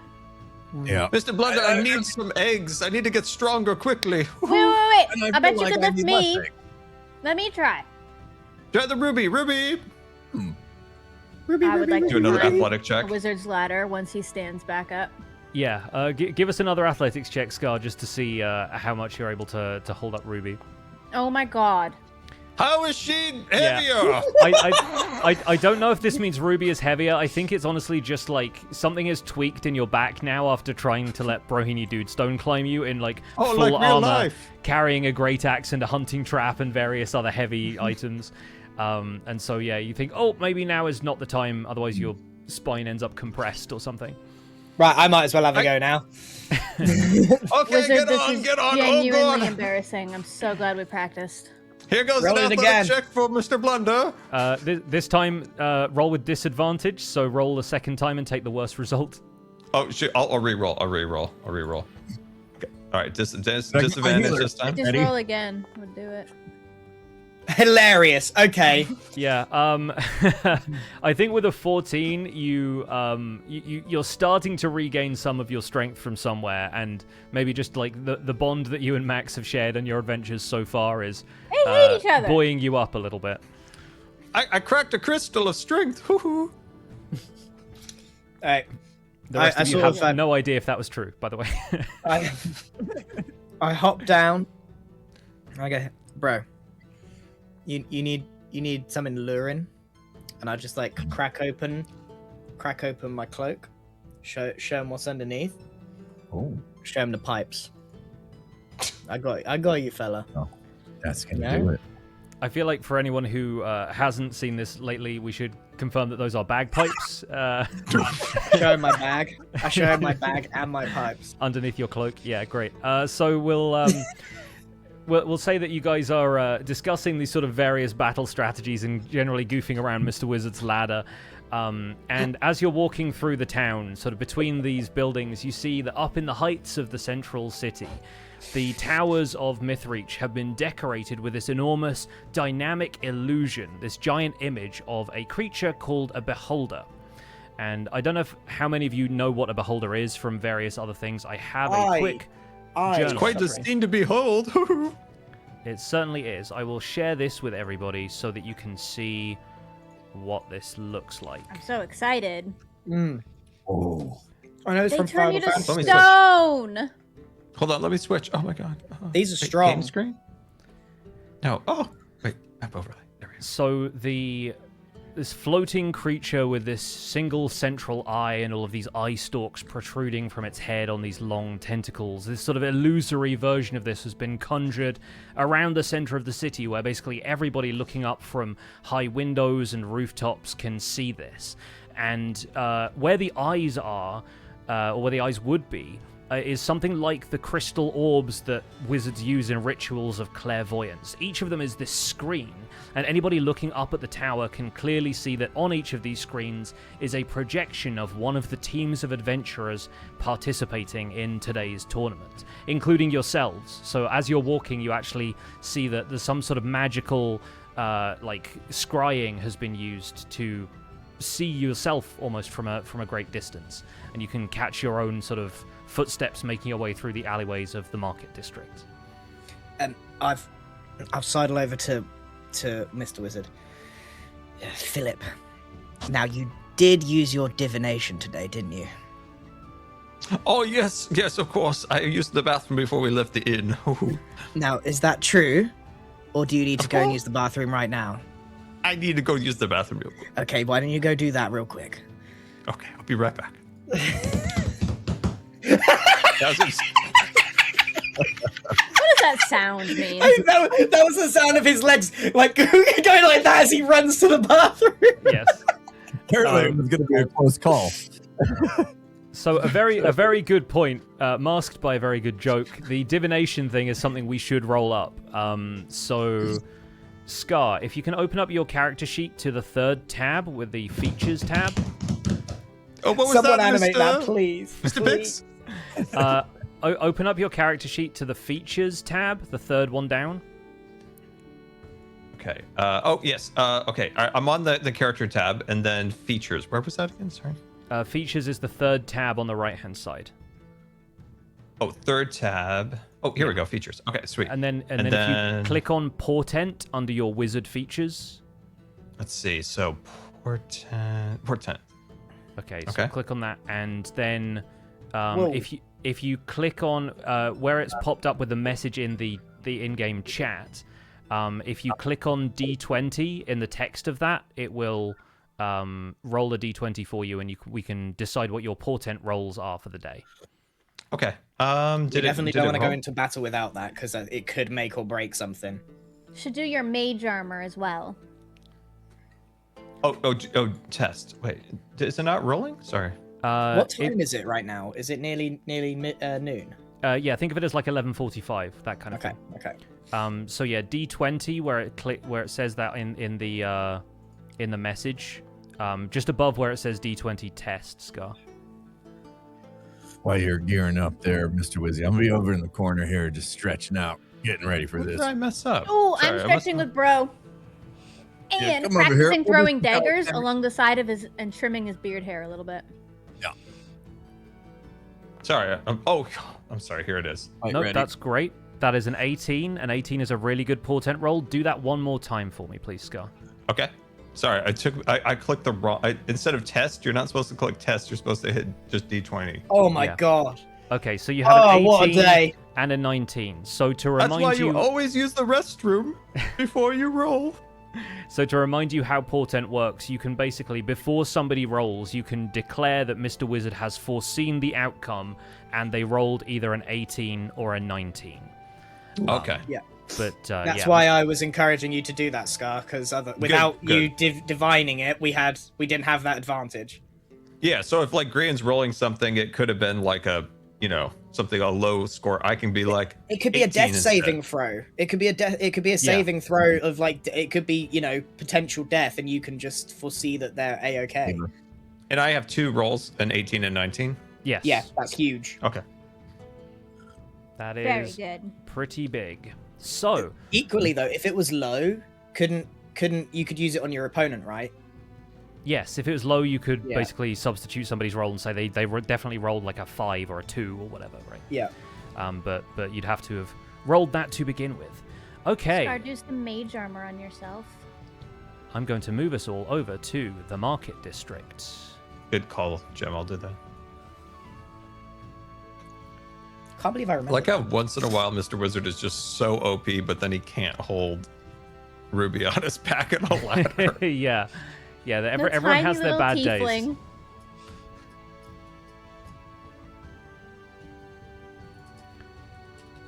Okay, I see everyone should have moved over by now. Let me know when it all loads up and we can get Yeah. started Yeah. with this. Can I move the map? Or is it frozen? If you hold right Right, click right. and you can shift things around, you Oh, can use yeah, the scroll sorry. wheel to zoom Right. in. Why did I not try that the first time? But this is our team, officially the Deviled Eggs, making their way into the market district.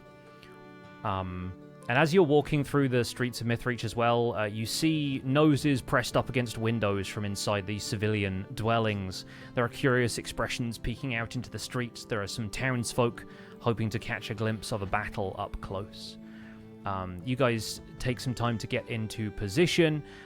Feel free, by the way, to move yourselves around this arena wherever you want to right now while you're waiting.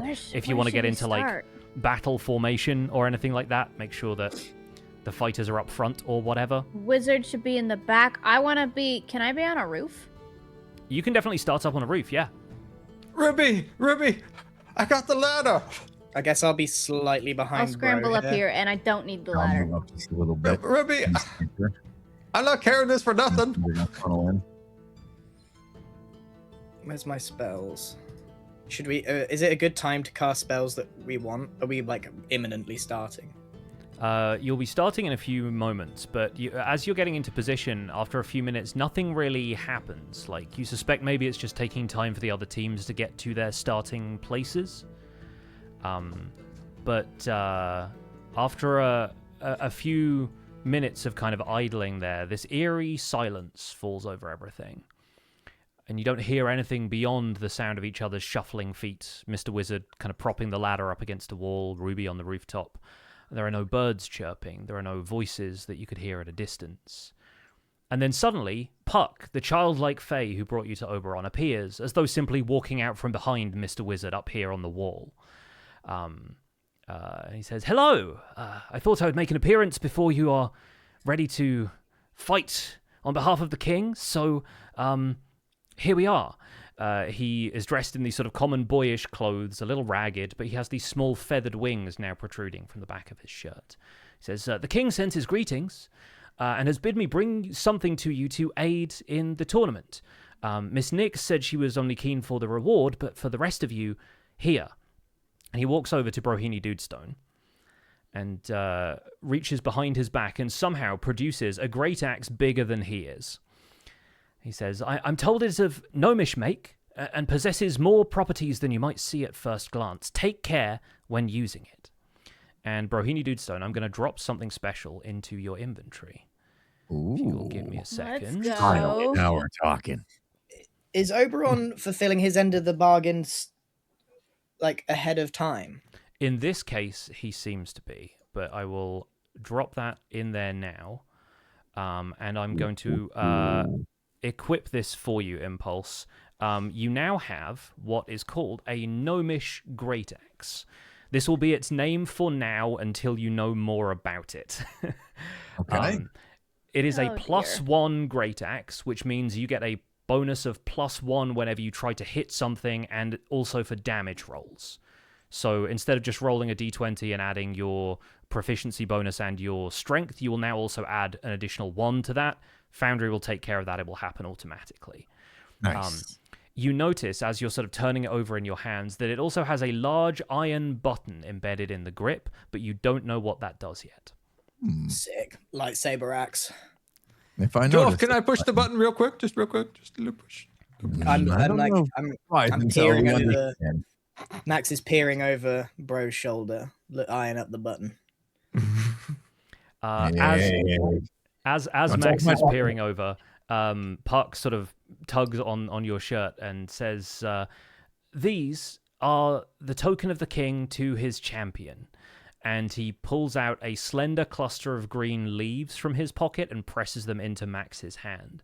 He says, "If you need the king's help against insurmountable odds, simply crush this leaf and call out to the king for a favor. The king will intervene in whatever circumstances you find yourselves. But you should know, this can only be done once. The leaf will wither and cannot be used again.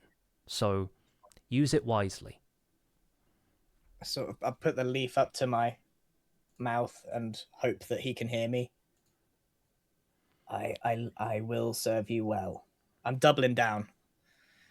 I have added Oberon's leaf to your inventory, so that is now in there as well. Hey, Bladder, ask the Kingman for a spyglass. Oops. Not gonna do that.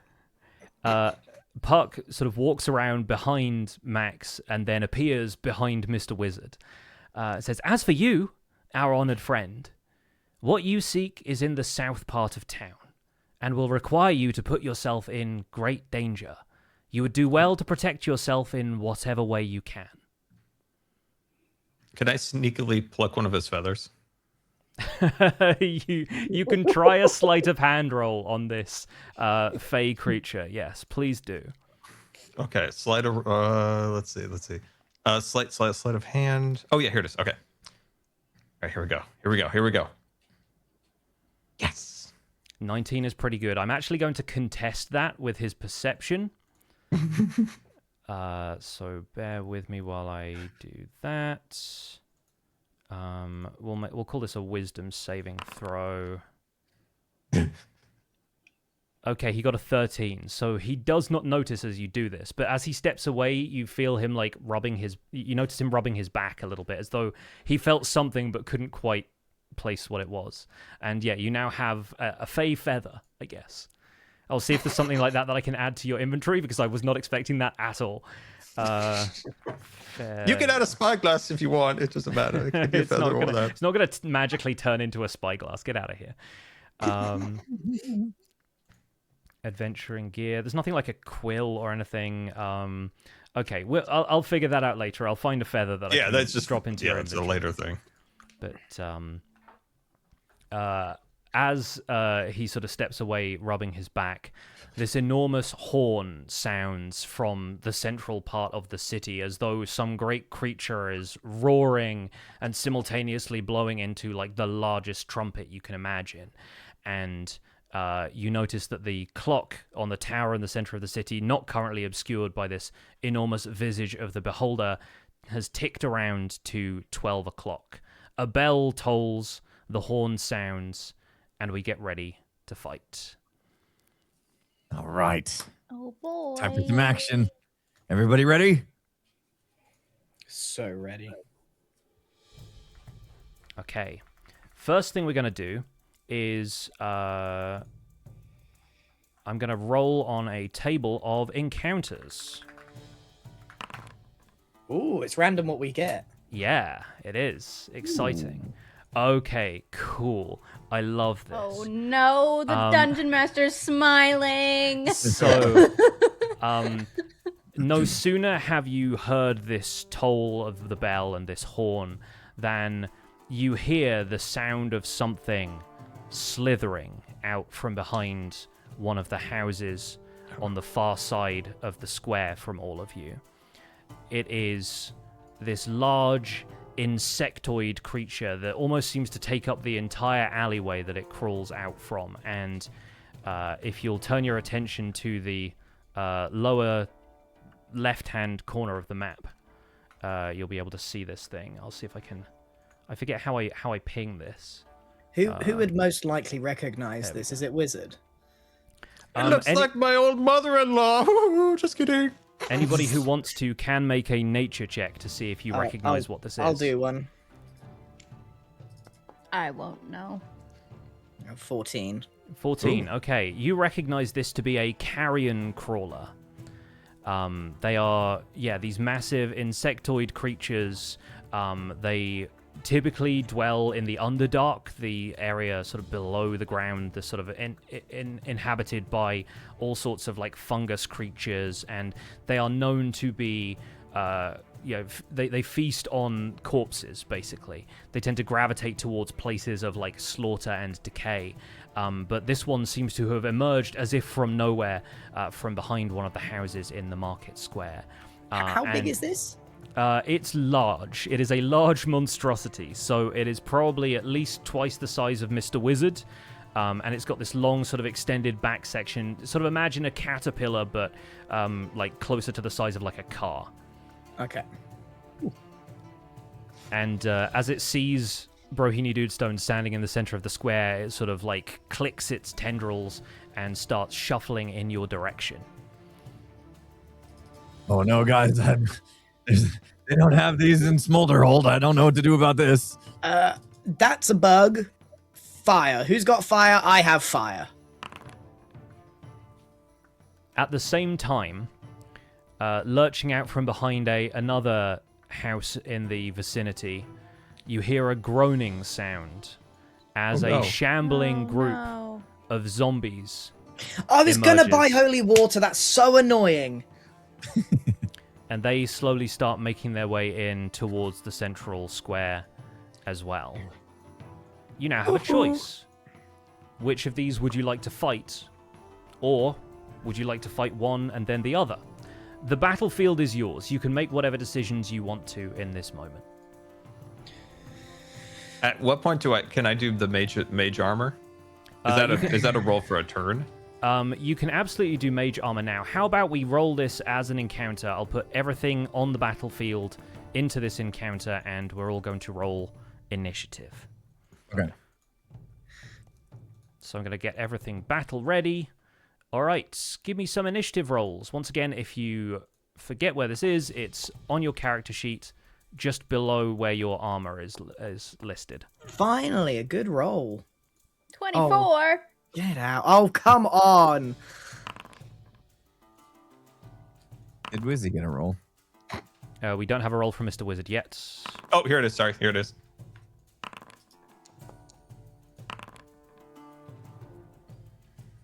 Good rolls, guys. 16 from the wizard.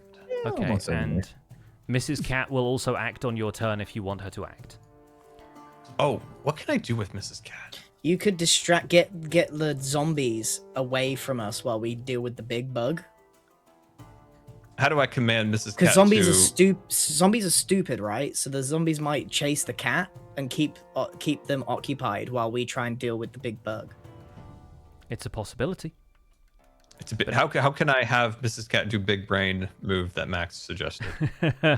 We'll wait until it's your turn to decide that. Okay, For sweet. now, Okay, we're going to start at the top of our initiative order with Ruby Nix. Yay! Go Ruby! You have 4 zombies to the southeast of you and a carrion crawler slithering its way towards you in the southwest. Team, what are we fighting first? We're already on the right side of the map. If we go after the bug, we might waste a turn just trying to get close to it. Yeah. So we could gravitate towards the right and try and handle the zombies, Okay. and then use cat to try and distract the bug, but I don't know how well that'll work. I'm You've got gonna the high use ground on him 15 anyway, feet Ruby. of movement to just get on the other edge of this. Does Mhm. anyone have any holy spells? Because they should do damage to the undead. I mean, you're the cleric. Yeah, but I was just looking. I've got Sacred Flame. Is that holy? We'll see what Sacred Flame does in terms of damage, Radiant. but you also damage. have your Divine Spark that you can use to use Turn Undead. Where's that? That's in the Features tab rather than Oh in yeah, Spells. you're really good against zombies. It's part of your Yeah. Channel Divinity. Oh yeah. But let's focus on what Ruby is doing with this turn for now. Yeah. Ruby is going to throw a psychic dagger if that's a thing I can do. Ooh. That's absolutely a thing you can do, yes. Like form it in my hand and toss it at that zombie that's closest to me. This one right here. Yeah. Great. Okay. What do I roll for that? Is it psychic blade? Psychic Blade, yes. And we're treating this as a ranged attack. It is within range. As an attack. Normal. That is definitely going to hit Feels with like a it hits. 24. Go ahead and roll that damage. Perfect. Right through the eye. Not bad. And 4. And Oh, for 8 total. 8 damage total. Fantastic. All right, that one takes 8 damage and, yeah, is immediately looking bloody. These zombies look like they're puny, and your Psychic Blade has done a pretty hefty amount of damage to the zombie. Am I able to, as a bonus action, hide? I believe you can, as part of the rogue's cunning action. I think you can do stuff like that. Because I would like to just use 5 more feet to go to the other edge of this and maybe tuck away, like hide. Yes. Yeah, cunning action does allow you to hide as a bonus action on your turn. So yes, you can absolutely do that. Okay, I'm hidden. All right, fantastic. Ruby is hidden. Next in the order is, if that's everything for Ruby, That's everything for Ruby. the carrion crawler notices all of you and begins to shuffle. It has a speed of 30 feet, but you notice it also climbs very easily over objects. And so For the it love of moves up towards Brohini Dudestone, slithering up and over the top of this market stall and then back down the other side, all of its legs working in tandem. And it moves over to close to Brohini Dudestone, but not close enough to get off an attack. So that is going to be everything it can do this turn. It is now Max's turn. Okay, I think we've got to deal with the bug. Yep. Max, this thing is a little too close for comfort. Will help. Sacred You want the Flame. ladder? What? No, I don't want your ladder. Bowl of light. I use. That's just a cantrip. How do I? Oh, sorry. I'm really trying to look at this hard. Which one does more damage? Are you looking at your spells? Yeah, I got Sacred Flame, or Sacred Flame is a cantrip and then does not take up a spell, right? Yeah, that's correct. Yeah. Oh, I I should think also I'm a- add that anyone who had spent spell slots, you should have those back. I'm sorry, I forgot to make sure that we had long rested, so I'm going to refill those real quick for the people who need them. Yeah, so you're all full on spell slots. Okay. Yeah. I think we're going to be fighting a few more things than just these guys, so I'm going to save Bless and all my other stuff, and I'm gonna use Sacred Flame on our guy. Okay. Go for it. So that's going to be a DC 14 dexterity saving throw from the carrion crawler, which it succeeds. Okay, so unfortunately the sacred flame just bounces harmlessly off its shell, dealing no damage. Oh, no. It manages to get up like a harder part of its carapace, so the sacred flame bounces off. Okay, I'm gonna just move. How can I see how far? So is he 20 foot from me? He's 20 foot. 20 feet away, yeah. So if I go here, can he get to me? In theory, but he'll have to go through Bro to do it. Okay, I'm gonna move there just so I can be close to save if the zombies become a problem. All right, that'll be me then. Great. And assume that you can see through all of these market stalls and stuff in front of you, so you've got cover around the side of the building from the zombies as well, but you can see down the street ahead of you. Next in the order, up on the wall, is Mr. Wizard. Ooh. All right, hey. Okay. All right, Still team. got a bug on me. I feel like we need to help Mr. Broman, of course. Okay, we're gonna attack the squid. Okay, let's see. 3 cantrips. Okay. What should I use? You're currently 45 feet away from the creature, which means that your spells will probably hit from this range. Normally, spells have a range of 30 or 60 feet, so you could hit it with Ray of Frost. You could hit it with Magic Missile. Let's toast this bug. We're going Burning Hands. So Burning Hands is going to be a 15-foot cone That's starting at melee, you. yeah. So that Never mind. unfortunately is not going to reach. You could do some pyrotechnics, but it would cost you a spell slot. So Okay, but I can do, like, say, a Ray of Frost. you can do a Ray of Frost that will hit from this distance. Yeah. Okay, and if I did magic armor now or mage armor now, does that take away my ability to shoot a Ray Frost? Yes, you can only do one. Basically, it's a magic action. You can do one. Okay, per I turn. should help, bro. Let's do a Ray Frost. Great. I'll Okay. roll for that. You're going to roll for that. Freeze that bug. A 14 hits. That beats its armor class. So on the chat message where it says damage, just go ahead and click that and roll for damage. Oh shoot, let me go back to chat and let's see, damage. Normal. Normal roll. Okay. All right, fantastic. You strike at the carrion crawler for 2 points of damage, which does not seem to bother it all that much, but it's... Oh, not that. Hang on. There we go. I hit minus instead of just adjusting the HP. There we go. All right. Yeah. So the carrion crawler takes 2 points of frost damage, and I believe the effect of Ray of Frost is that its speed is reduced by 10 feet until the start of your next turn as well. So frost starts to gather around its legs, and it starts to like crack a little bit as it walks. That'll give you some time, Mr. Bro. That's helpful. Is Mr. Wizard staying where he is? Mr. Wizard's gonna move up onto this other little spot here. He moved up one tile. Yep, you're crouching on top of the market stall that's in front of you. Great. Okay. Awkwardly with a ladder on his back. Yes, yes. Somehow the ladder is still in the picture. Is that it for Mr. Wizard's turn? Yeah, I think that's all I can do, right? Okay, great. This zombie starts to shamble up into the picture.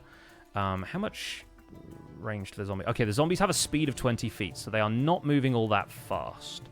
I think it lurches forward towards this rooftop where it last saw Ruby, but it seems puzzled about where any of its potential targets are, and I think it maybe locks eyes with Mr. Wizard and starts to as it like shambles in your direction. That's the zombie's turn. Bro is up next. Okay, our bug is frozen with the range of 10, yeah?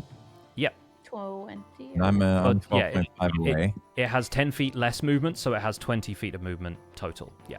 Oh, okay. So I think I'll back up just a little bit then to make myself far enough away that it's not striking distance. How do I move? Try and draw it away from the zombies. We don't want to be fighting on Yeah, I'm gonna go like up Maybe and go to the left. towards Mrs. Cat. I've just read some of my holy stuff, and next turn I will be able to hopefully, Here we go. what's it called? Channel divinity to make these zombies not to censure them, so that they won't bother us for a bit. And my hand axe can go up to 60 feet. Okay. So I'm gonna just pull them up here. I'll go 20 feet up this way. And Throwing axe? What you got? yeah, I think I'm gonna do my hand axe from a distance here. Great. Go ahead and roll that hand axe. I'll attack. Normal attack. Come on, baby. I should do it. 16 so. hits. Go ahead and roll Okay. damage. And I need to look up a couple of things about weapon mastery to remind myself what Vex does. Ow. That is still last. I need to warm up again. that is still 4 damage. Damage is damage, as they say. So yeah, the hand axe embeds itself in the carrion crawler's side. 1 second while I look up the weapon mastery stuff, because this always confuses me about 2024 rules. Where do I find that even? Because the hand axe has like a special property called Vex that applies to small weapons like that. I need to find. I mean, I could probably just look it up on here, can't I? If you hit a creature with this weapon and deal damage, you have an advantage on your next attack roll against that creature before the end of your next turn. So, I think something about the way you've hit the carrion crawler with that hand axe lets you know sort of where its weak points are going to be, and you'll have advantage on your next attack. Sweet. Okay. Sound good? Sounds great. All right. I'm all set. Moving on, this zombie is going to move up as well. I think they're moving in a pack, this set of zombies, so they're all just going to move up towards where Mr. Wizard is, and the zombies Oh no, push thank you. forward into the space.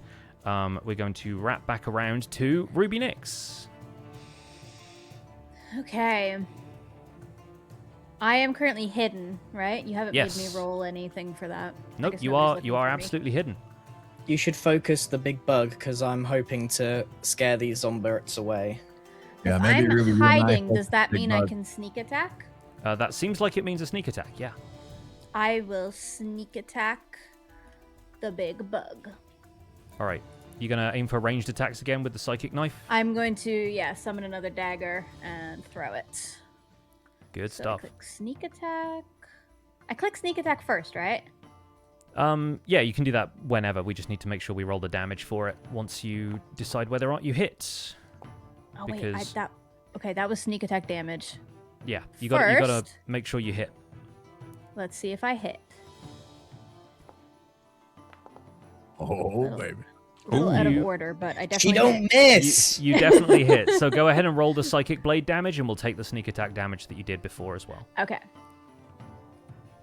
Is this to the zombies or the bug this friend? is at the bug. Just a 1. Okay, so 5 plus 7. which I believe is 12 damage total, 12 damage. which is pretty good. Yeah, this thing cries out in pain as these psychic knives lash into it from a location it had not previously considered had targets in it. So, yeah, the carrion crawler screeches and continues to blubber from its mouth. Okay. I'm gonna once again hide as my bonus action. Okay, go for it. And with that, it is the carrion crawler's turn. So moving up, it's going to take 20 feet of movement, but its legs are kind of shackled slightly by this icy touch. It's going to attempt to use its paralyzing tentacles to lash out at Brohini Dudestone, which it can hit within 10 feet. So, Brohini Dudestone, I'm going to need you to make a Constitution saving throw. If you remember where the saving throws are on your character sheet. Is it Constitution ability check? Okay. I do that?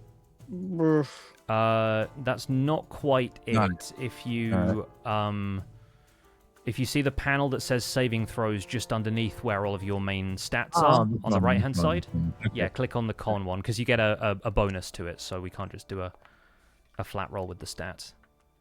Gotcha. There we go. 13. Better Okay, than great. Yes, you're perfect. The DC was 12, so you managed to pass that, and I think Brohini Dudestone will be resistant to poison as a dwarf anyway, so yeah, you managed to shrug off this paralyzing tentacle that it lashes out at you with, and it does not deal any damage to you either. Sweet. Good job, bro. Yeah, no worries. I got this. That's all the carrion crawler can do. So it is Max's turn. All right, so 5, 10, 15, 20. How can I see how many feet? Is 5, 10, 15, 20, 25? Yeah, so all these zombies are within 30 feet of me, right? That is correct. Yeah, I can measure that for you there. Just before I do something stupid, I'm planning on doing Channel Divinity because I can turn undead. Yes.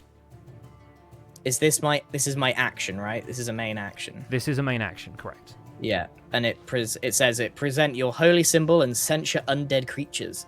Each undead of your choice within 30 feet must make a wisdom saving throw. If they fail, it has the frightened and incapacitated condition for a minute. For that duration, it tries to run away. And then basically, yeah. Yeah. Is that against all 4 of them, or just one that he chooses? It sounds like all 4. All of them. Each undead of your choice within 30 feet. So you could single out one to not affect by it, or you could affect all 4, but they're all within range. Yeah, I'm going for it. Turn undead. Use ability. Consume item use. Yeah, you've got basically a fixed amount of uses. There's only so many times you can do that per day, I believe. So this uses one of those. Do it. Fantastic. Okay, so all 4 of the zombies are affected. You hold up the symbol of Blaine. Wow. I hold up a duck. You hear a faint yes, and these zombies turn in fear to behold the power of this holy duck, and they seem to sort of start shying away from it already, and we will resolve their move on their turn. Is that everything with Max?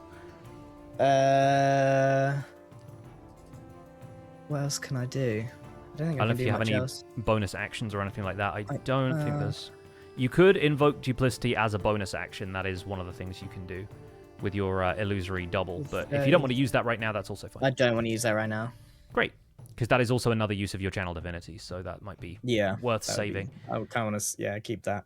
Sick. Okay, it is Mr. Wizard's turn once again, and you see Brohini Dudestone being menaced by the carrion crawler as the zombies start to shuffle away from Max. What does Mr. Wizard do?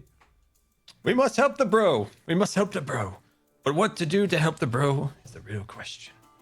Okay, let's see. What magic can I do? So, Ray of Frost is not one of the ones that's like a consumable, right? That's a... Correct, yeah. You can use it as many times as you like. Okay.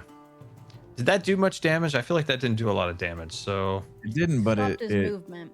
Yeah, it stopped him from being able to move so far, so I could back off again if I needed to. And it seems like the frost from your last turn is now wearing off, because it only lasts until the start of your next turn. So the carrion I feel like another crawler Ray Frost here. movement.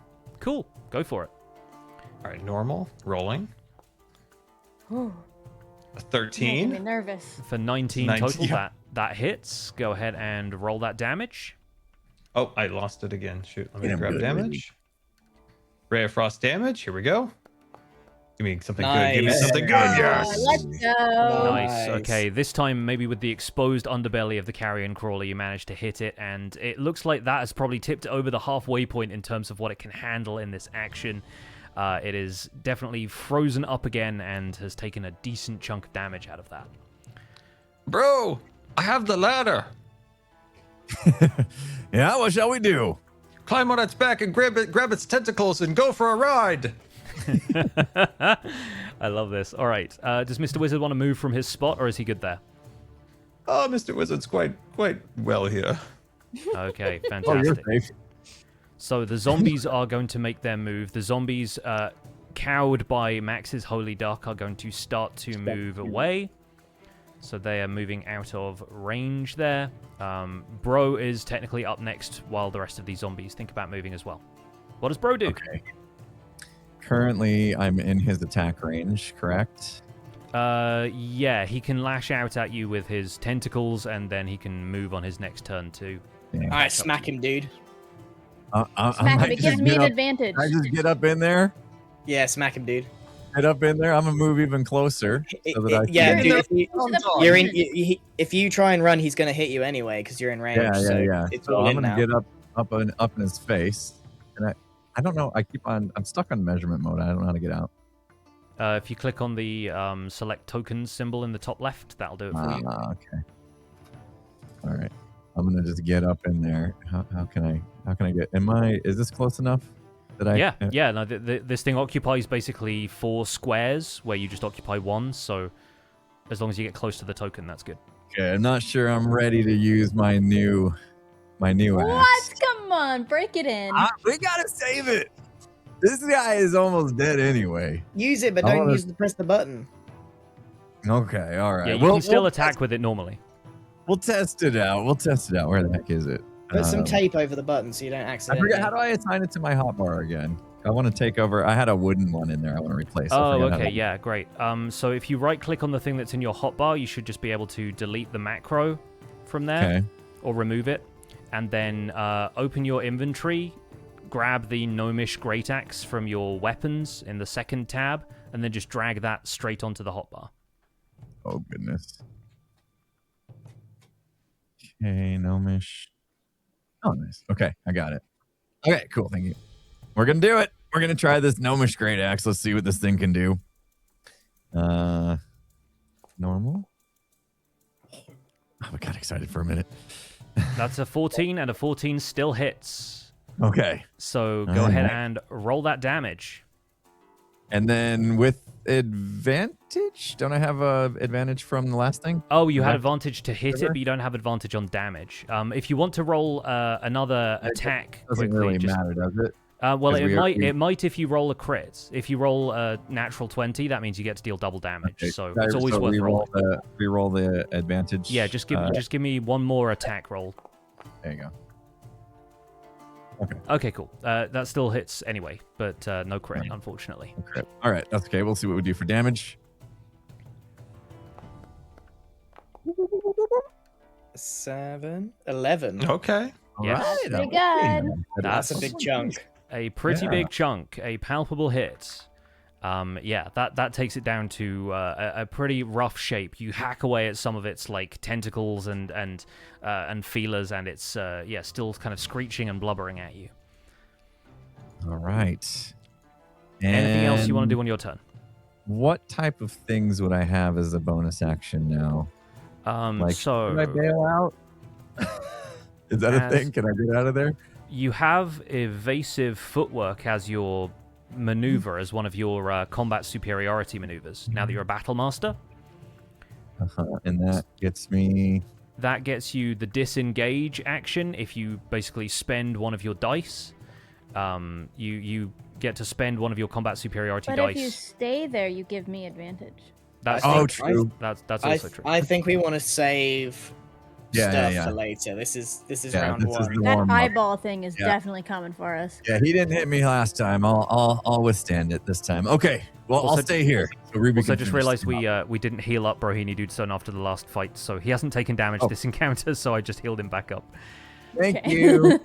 We should have clicked long rest. Whoopsie. How did I not notice that? All right, so I'm at 28. All right. Yeah. Okay, cool. I'm done. I'll stay. Ruby, I'm trusting you to finish the job. All right. The rest of the zombies start to shuffle away from Max. That is going to be this group down here. This one's going to move back. They move back into this alleyway over here. And that one gets to move as well. There we go. I like to think that I'm still holding the duck up, and instead of like a holy, it's going. yeah. We're back to the top of the order with Ruby. Okay. Ruby is not going to move from where she is. She's going to use steady aim as a bonus action this time. Oh, so that cool. my next attack roll on the current turn gets advantage. Great stuff. So I'm going to once again use my Psychic Blade and hopefully a sneak attack with it because Bro's there. Yep, that makes sense. And if you're giving yourself advantage, you would get sneak attack on that roll anyway, because anything that has advantage triggers it. That's true. Okay, so Psychic Blade, attack, advantage. With advantage. Just to make sure it hits. That'll do it. 19 does it. So go ahead and roll damage, and make sure you add your sneak attack as well. Damage. This thing's got to be almost dead. This should do it. And sneak attack. Normal. Incredible. 8 plus Ruby's 7 a is... powerhouse. Yeah. 8 plus 7 is 15. 15. This thing Yeah. had 15 health left. So Whoa! Brohini Dudestone stands steadfast and watches as a psychic dagger streaks from the nearby rooftop, pierces the carrion crawler in the side. It screeches one last time and then falls on the ground, dead. Very, very got you, good bro. stuff. Splattered blood on my face. We handled I'll that bring you super well. back to the good old days. As this happens, What days? you hear All the good old days. you hear a horn sound from over the rooftops. And there's boom, and you hear an announcement in the distance say, "The deviled eggs score 5 points." Yay! Yay! I'll do a backflip. Give me an acrobatics roll.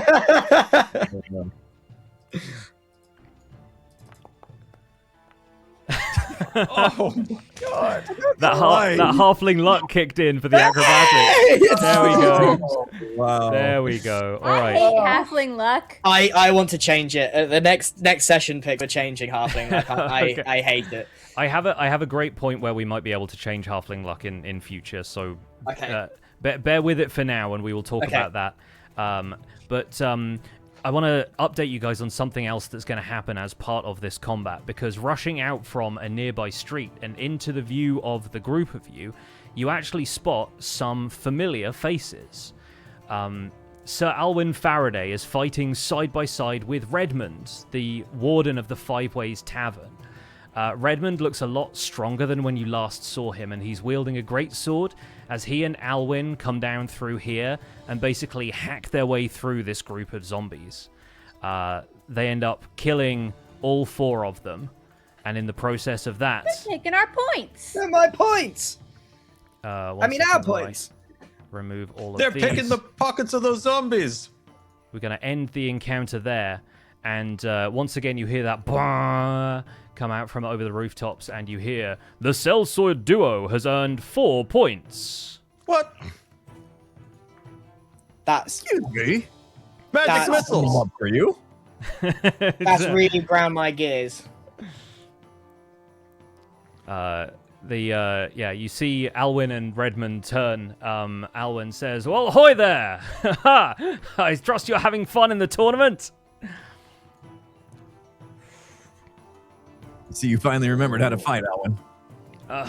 Listen, I've known how to fight for longer than you've been alive, young Brohini. Now, let me show you a few moves. And Redmond here is no slouch either. And Redmond sort of gestures to the group of you. We should split the points. Oh, well, I don't really think that's part of the rules. And Redmond says, "No, I believe the first to down the monsters is the one that gets the prize points. So I think if this place looks clear, we'll be moving on. What do you won't say, get to Sir use my Alwyn?" ladder. My ladder. Can You won't get to I use it. thaumaturgy threaten them?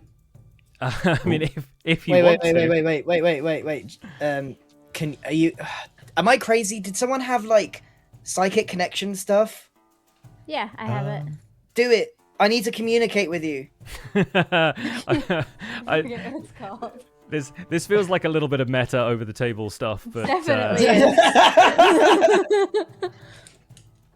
is. Max is like, "Oi, Ruby, talk to me psychically for a second so we can whisper to each other."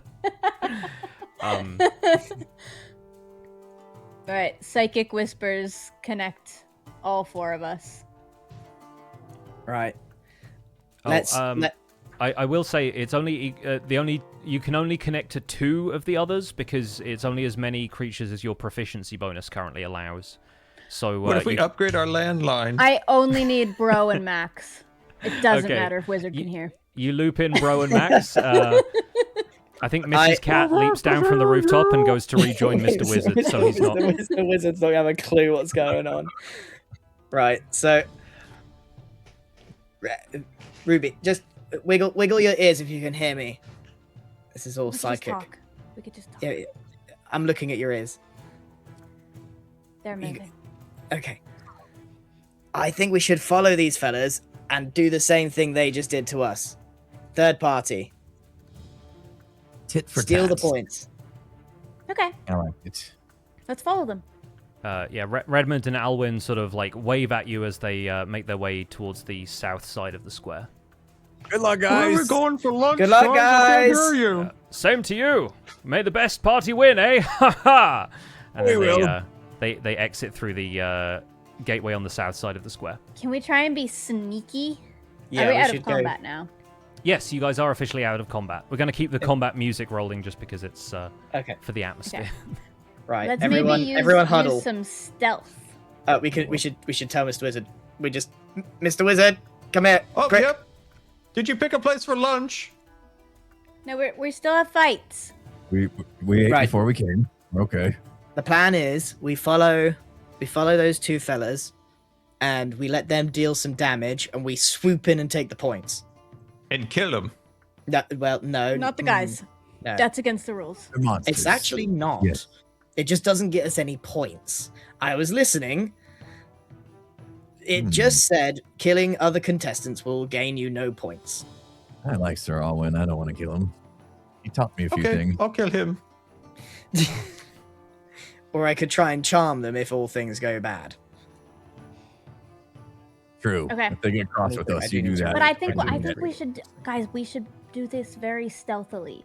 So ideally, Wizard, if you could lag very far behind. Do you need the ladder?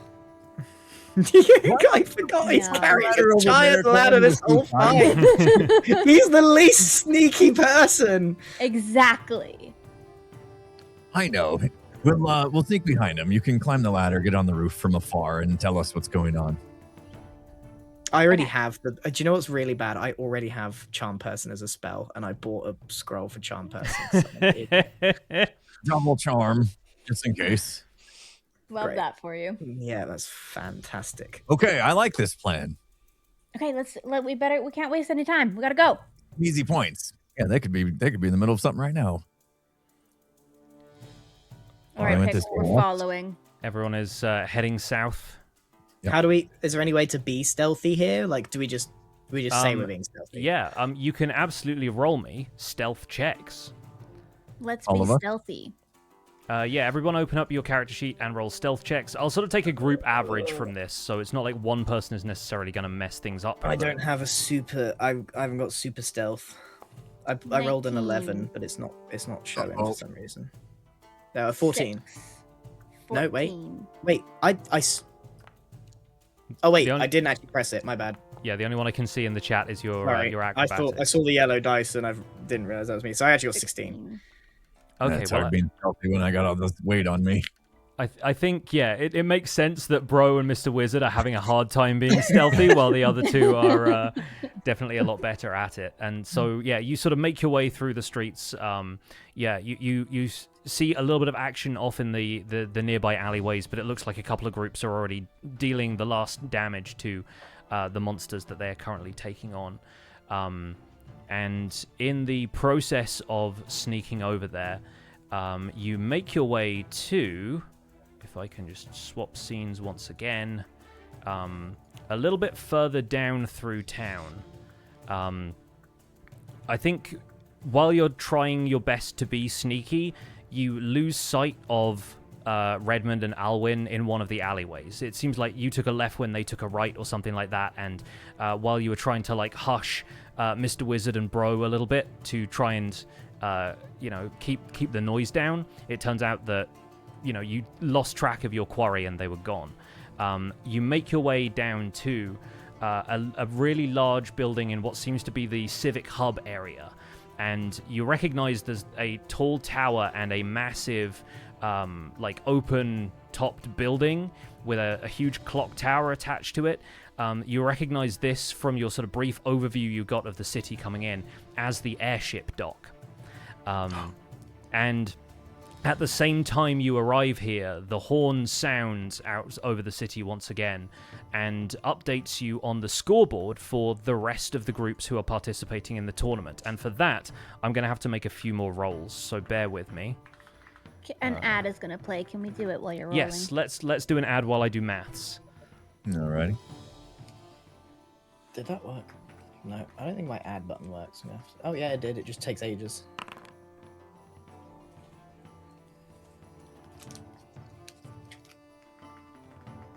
Okay, great. 1 second.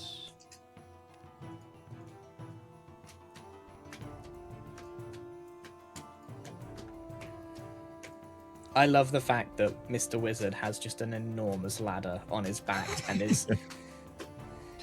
It wouldn't be the first time Mr. Wizard walked under like some kind of overhang thing, and it just catches him and throws him back.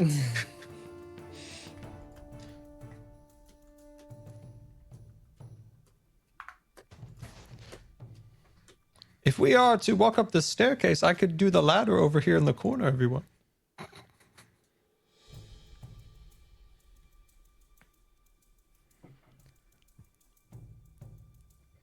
All right, I am up to date with the scoreboard. Okay. So once we're back from the ads, I will 20 seconds. I will let everybody know what the deal is. 20 seconds.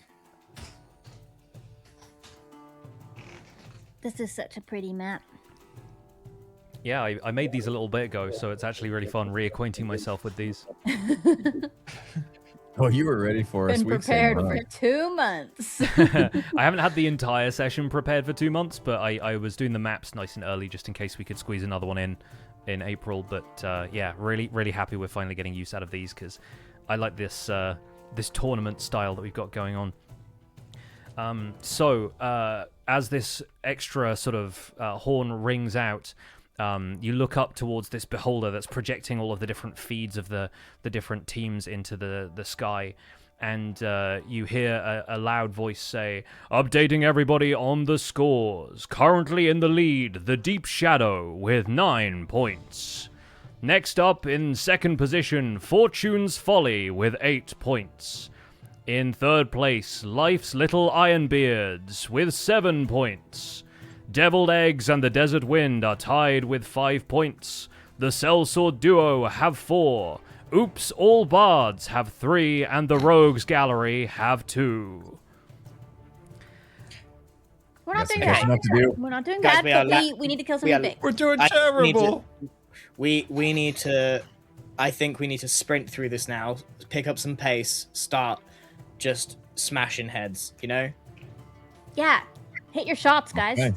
We'll get aggressive. All right. We were playing slowly. I'm going to roll a couple more dice to once again randomize what you guys are about to encounter. Okay, cool. Whew. Right. 1 second while I drag some stuff in. Is Oops All Bards a D&D reference to a party entirely made up of bards and is therefore quite useless? There have been groups who have done a ton of like Oops All Bards, Oops All Clerics kind of routines before. And honestly, with the amount of multi-classing and like all of the different subclasses and stuff, you can get a pretty diverse party out of just one character class. You'd be surprised. So in this spot here... Oh, yeah, okay. The right-hand side of this area, this is sort of almost equidistant between the two halves of town, between the east and the west. And lurching out of the east side of town, you see these sort of shadowy shapes moving at a distance. You're not quite sure what those are, because standing in front of you, a lot closer, I think up here on the steps, is a creature which is almost certainly a werewolf. It has these lupine features standing up on its hind legs, and it seems to be like looking around in search of something to snack on. So how does the group decide to approach this scenario? I'll give you a second to like move yourselves around a little bit in the area that you're currently in before we move into what the group wants to do about this situation. I still don't- stand back. Aggressive, I don't- right? I'd like to know how strong the werewolf is. Am I able to do some sort of insight check or something You can absolutely do a nature check. nature check?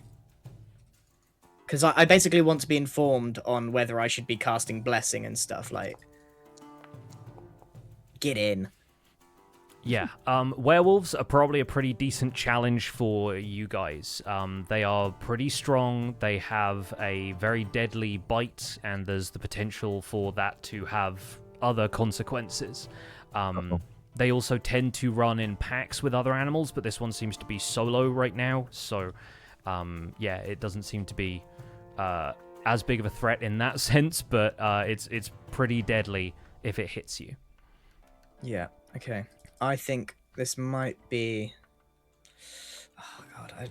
Where can I see my spell slots? I don't. I'm still struggling with that. Yeah, the spell slots are the Spells, little icons on the top right of each of your spell categories. Basically, they're like the little Oh, yeah, I see. shields. Okay, so I got 4. Yeah, those are all full. Yeah. Okay, I want to bless us. You say grace. Yeah, go for it. I'll cast the spell. What if 2 of us focused up on the werewolf and the other 2 go after the shadow figures? And then we can I think we get- all in werewolf, and then follow up. I think we just need I feel to. like that's what we did last battle, though, and we lost the chance to get those points from the zombies. Yeah, but I don't think we want to fight on 2 fronts. Werewolf seems a lot stronger than what we just did. It is a challenge, sure. And look where they are. Shadows are far behind. We Yeah, we rush have to in. stand between them. kill wolf. Hit Push those up on after. werewolf, take them out. Yeah. Yeah, wizard stand back. Bro, get up in front so we can get advantage. Yeah. Let's Okay. kill it. All right, you guys ready to go into combat? I think so. We got a plan. Ready. All right. I will bring the shadows in as well. Shuffle in, bro. Shuffle up, bro.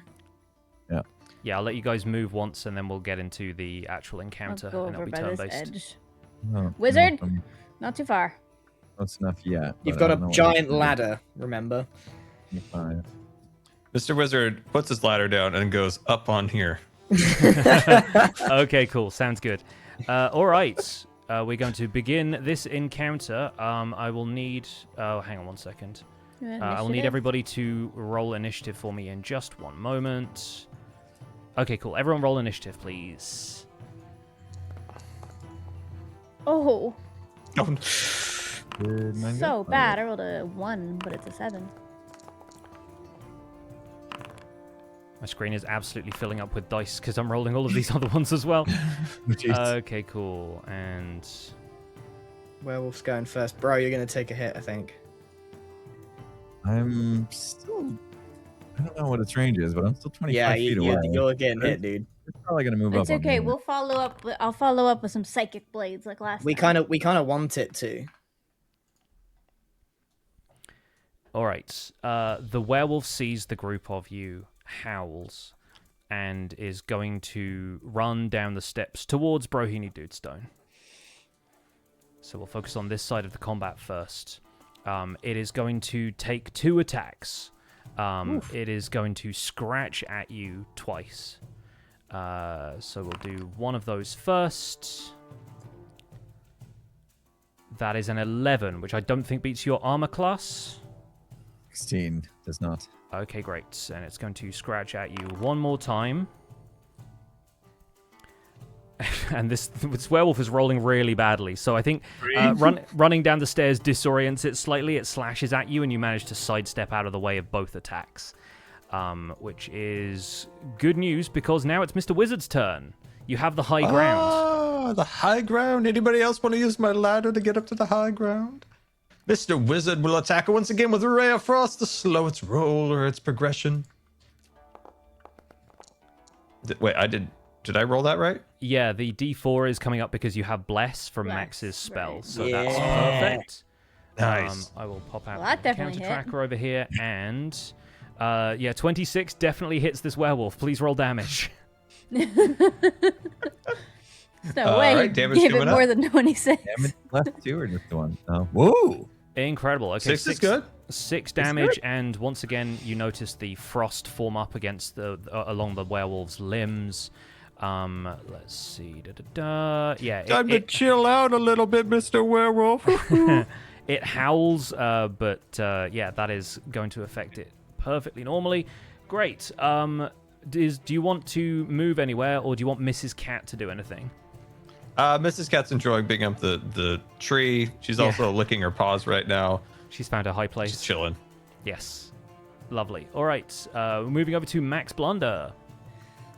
Staying true to the plan that I said, I'm going to pull out my mace and full charge in and try and hit it. Great. Bang. Give me that mace roll. Bang. Okay, with a 14, you do not meet this thing's armor Oh, class. So come the werewolf on. looks like it's got some really tough like muscle underneath there, and the mace hit does not phase it. That is basically what Max can do this turn, unless you have a bonus That's gonna action. be hard to hit. No, I don't think so. All right, we're over to Brohini Dudestone. I really did enjoy my new gnomish great axe last time. It's not ready to hit the button yet, but I'm gonna roll with the great axe, the gnomish. Very nice. 20 to hit. Okay. That definitely hits. So go ahead and roll damage. There we go. Go big, bro. Come on, we need a big one.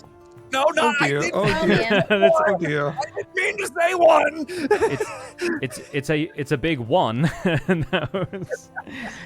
That's what we got. So that is Brohini Dudestone's turn over, unless you have any other moves you want to do.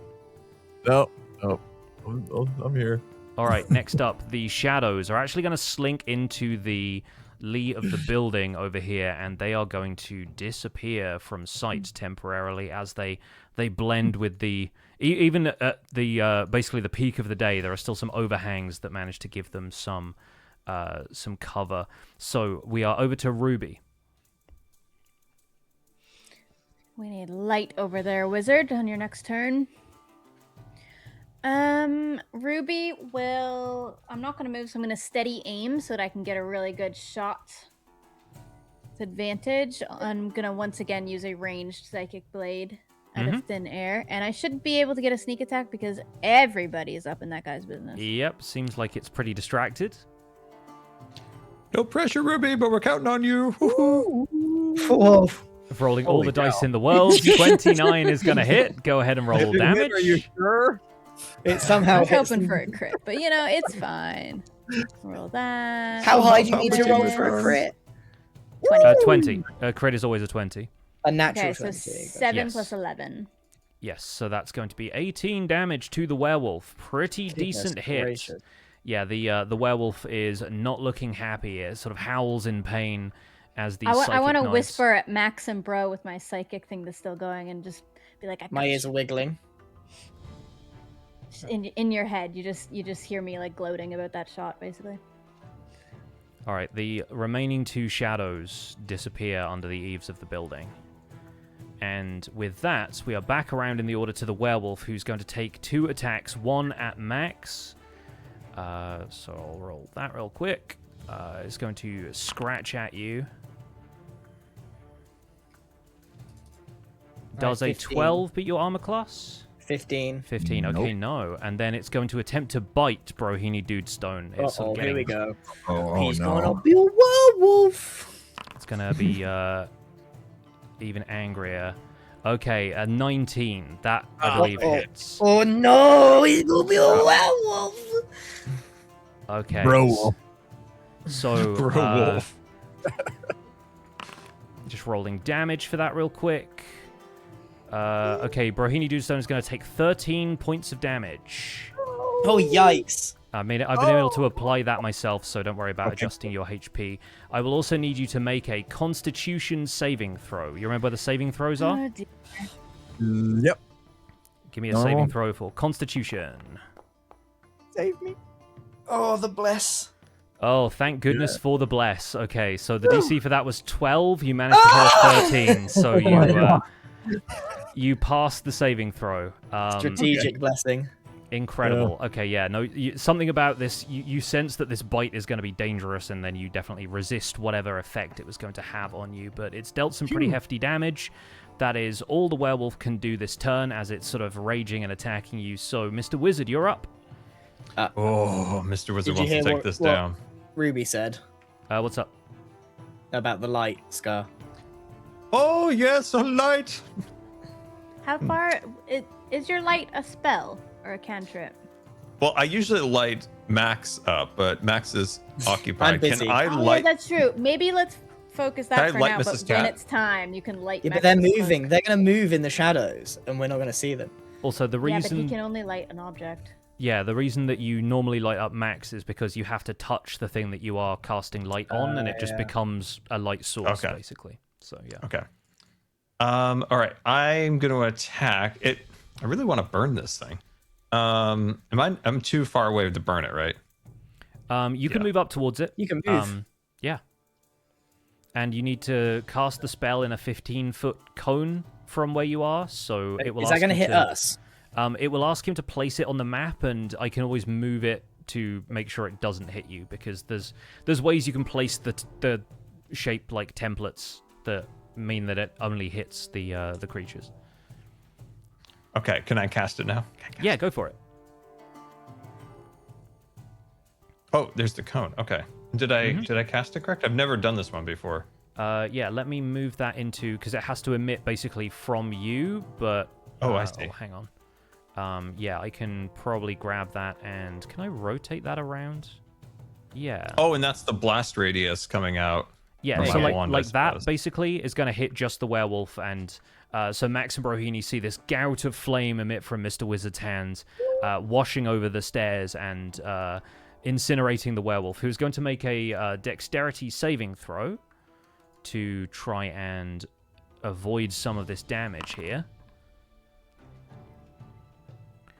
And he succeeds. So, yeah, he manages to dodge just out of the way of this cone of flames, but it's still going to take half damage from the spell, as some of the flames manage to, like, lick up on his clothes, and, yeah, he has to, like, frantically shake himself off. So go ahead and roll the damage, and the werewolf will take half of whatever you roll.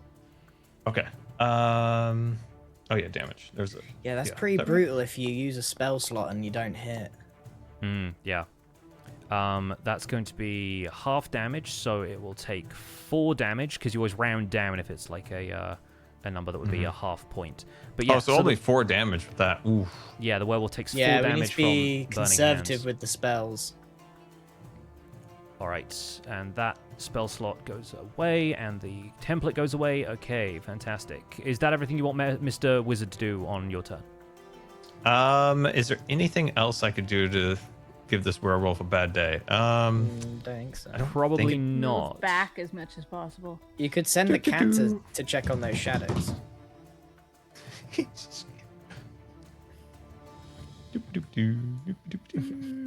Mrs. Cat goes on a little wander about the houses. But yeah, that's all I think I can do. So yeah. Oh dang, man, the fire. Whew. I'm going to move Mrs. Cat back a little bit because she can only move up to 40 feet. So I think about there is about as far as she could get to. But How's the werewolf looking right now? the werewolf is looking pretty messed up. He's not quite like bloodied yet, which is typically the halfway point. But yeah, he's looking like he's taken a couple of hits. It is Max's turn. Right. I'm going to swing again.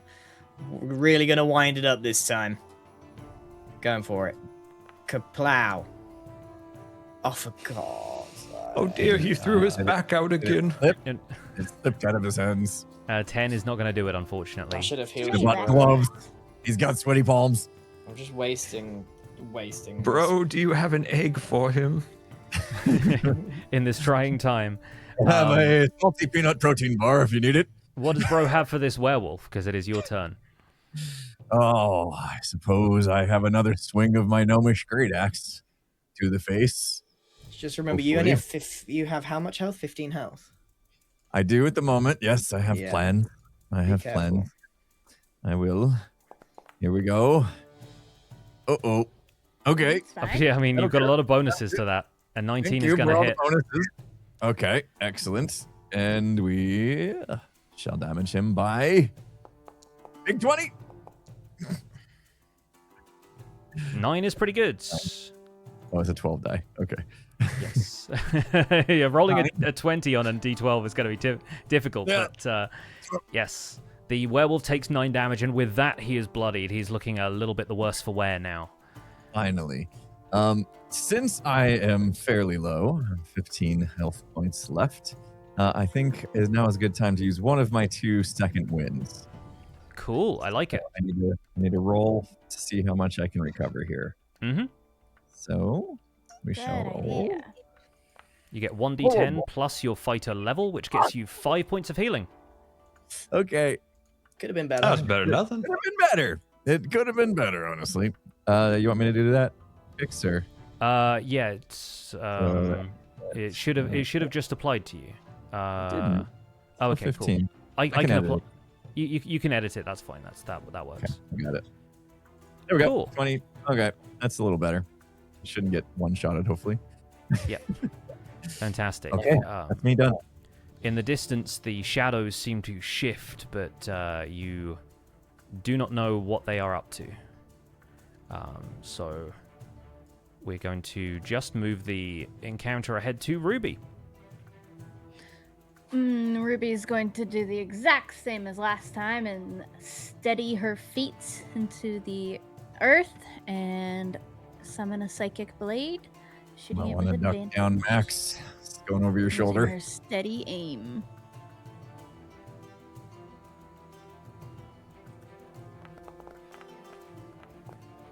Gotta make sure we hit at this point.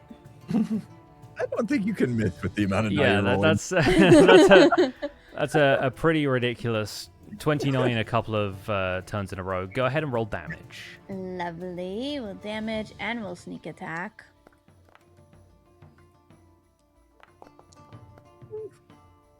Okay, 9 and that's 4, 13. huge. That's another 13.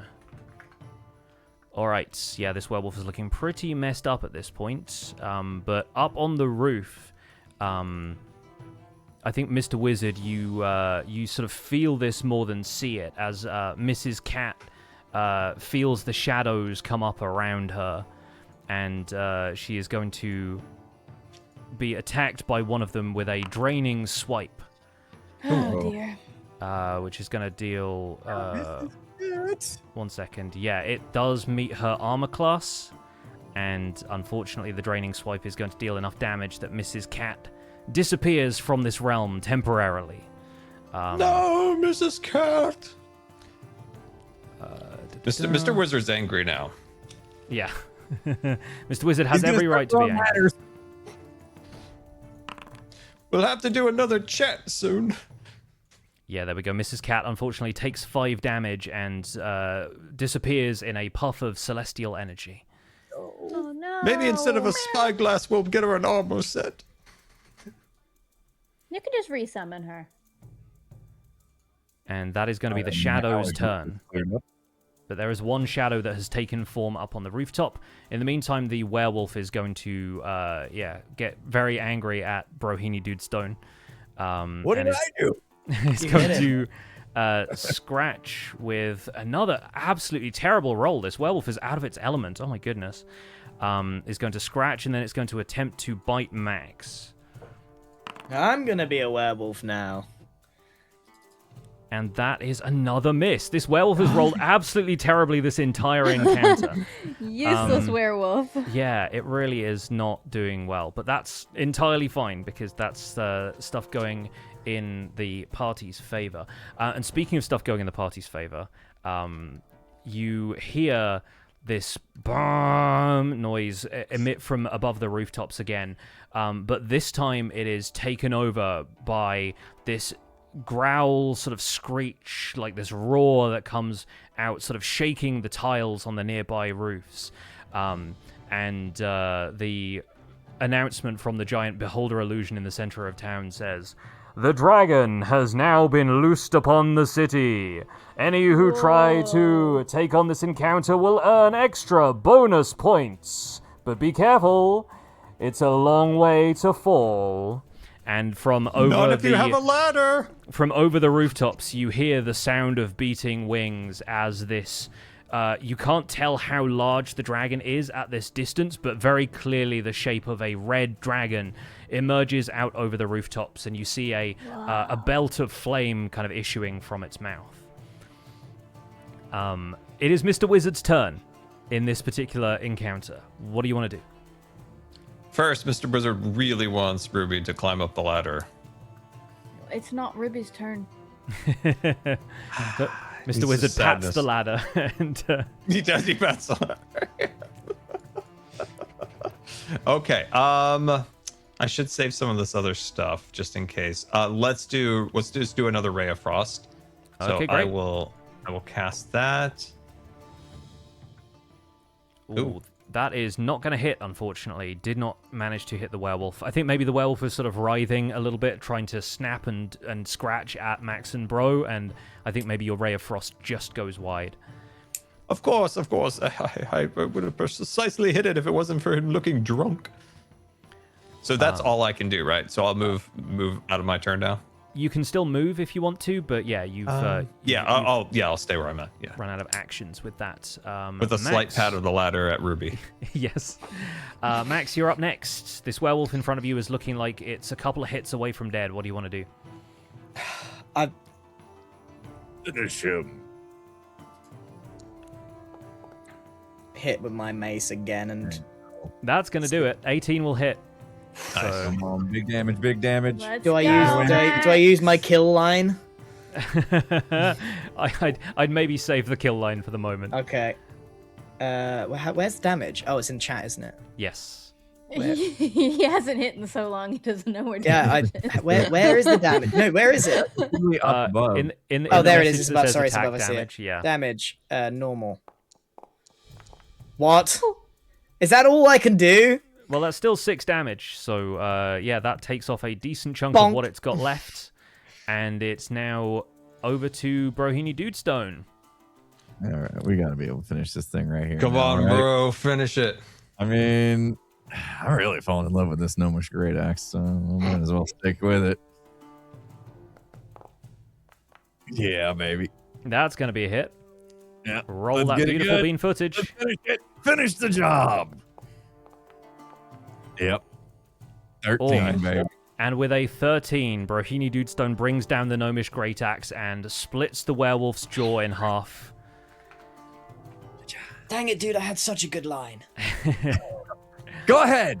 Say your line. No, I'll say it. I'll save it for the dragon. Okay. All right. Okay, the werewolf is out of action as it is now dead. We are still in combat because the shadows are still lurking over the other side of town. Oh, we need something to be on in light. I don't. Let me check. I have a candle. Maybe, Max, maybe... Can I go light up Max? Maybe the wizard can light up your mace. I will say that there is one shadow that is still up on the rooftop, exposed since it took a swipe at Mrs. Cat and hasn't been able to get back down into a shady location, and it is How Ruby's far turn. away from it am I? You are currently 85 feet away. Can I throw...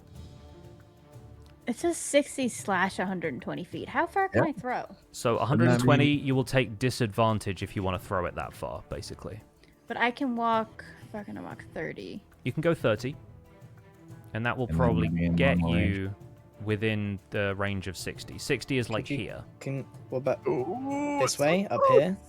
No, that's too far. Oh, you're just out of range, I think.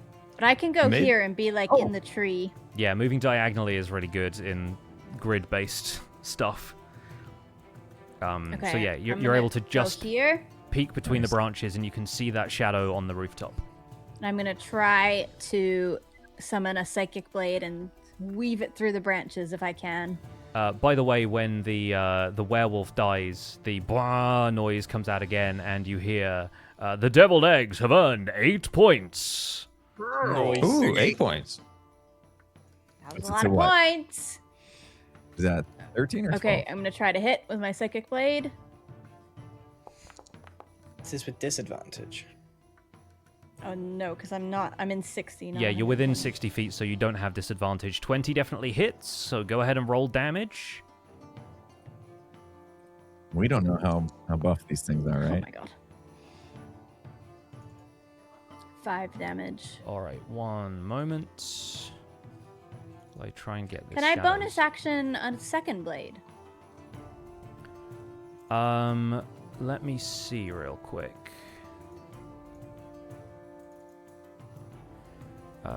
Sorry, it's having trouble opening some stuff for me. Bonus action. I think you might be able to attack again because of the, is it the nick property that daggers have? This is, again, me being bad at weapon mastery stuff. Yeah, I can't remember. I feel like I do have a... If I click Psychic Blade, it gives me a bonus attack option. Is that what that is? Yeah, I think you can, because I think if you hit something, you can take an additional attack as a bonus action. I think rogues might even have a way of doing that, even if you don't have Nick as an option. So yeah, we'll say yes. We'll say you can definitely get a second attack in. I'll try the bonus attack and see how it goes. Oh, this one might not hit. 14. All right. Sorry, it's making it really awkward for me to know it's open this up right Armor now. class, do we? It's okay. Okay, finally. All right. So anything above 12 is going to hit. So yeah, you're able to deal 5 damage with the first hit, and the 14 hits as well. So go ahead and roll damage for that one. 8. Very nice. Okay. Okay, yeah. Yeah, this thing takes the psychic damage of your daggers, and yes, it's 2 daggers going through the branches. It's like the knife sort of vanishes into shadow, but then you see this sort of bursts of light from within it, and it definitely seems to have taken damage from that. Good stuff. All right. Now we're going to move on to this shadow, which is going to attempt to leap down from the roof, and as it leaps, you see it disappear again. As it's going to use its action to hide in the shadows. Probably rolled his ankle. Could have used 2 ladder. At the same time, you see the shadows of the tree at your feet shift around, and one of them becomes corporeal, almost emerging from the tree trunk, and reaches out to attack Ruby. It's going to take a draining swipe at you. Oh boy. Does an 11 hit Ruby's armor? No, 15. Okay, you manage to back off just in time as this thing reaches from the tree. And that's going to be the shadow's turn. I just read the Psychic Blade thing, by the way. It just rolls the D4 instead. Mm-hmm. So Yeah, that makes sense. Stick 'em. Yeah, it's 1d6 for the first attack and then 1d4 for the second. Perfect. All right. Mr. Wizard, from where you're standing near the airship dock entrance, you hear the beating sound of the wings of the dragon, and you notice that despite the fact that you've got a ladder on your back, this is a door you can fit through. But it is your turn. What would you like to do? So I can go through a door? Yeah, the building to the north of you, the building that you can go up the steps to, this seems to be open. Unlike some of the other houses that are shut off to protect the civilians, this seems to be one of those civic buildings that is open. Well, I'll leave you guys to the shadows. Wizard! Magic Sorry. missile! You're also at the limit of how much you can move on this turn, so you probably want to stop there anyway. Okay. But you're able to see through the doors up above you, and yeah, like this seems like a civic building. In the distance, you can see the hull of like a giant airship that's like docked there inside. I want to see the airship, guys. This looks really cool. After the shadows. Okay. And Ouch. from where you're standing right there, you do have an angle on this shadowy figure that is leaping out of the tree and trying to scratch at Ruby. And I am going to do an attack of Ray Frost. And Go for it. Normal. Launching that. 14 is going to hit. This thing has pretty low armor, so go ahead and roll damage. And then damage. Rolling. Rolling. Let's go. Okay. All right, 6 damage will do pretty well against this thing. So, yes, it takes 6 damage as this ray of frost streaks out from up there on the balcony. We are going to move ahead to Max. Okay. I think these things need to appear from the shadows. I think they can't get out in the open.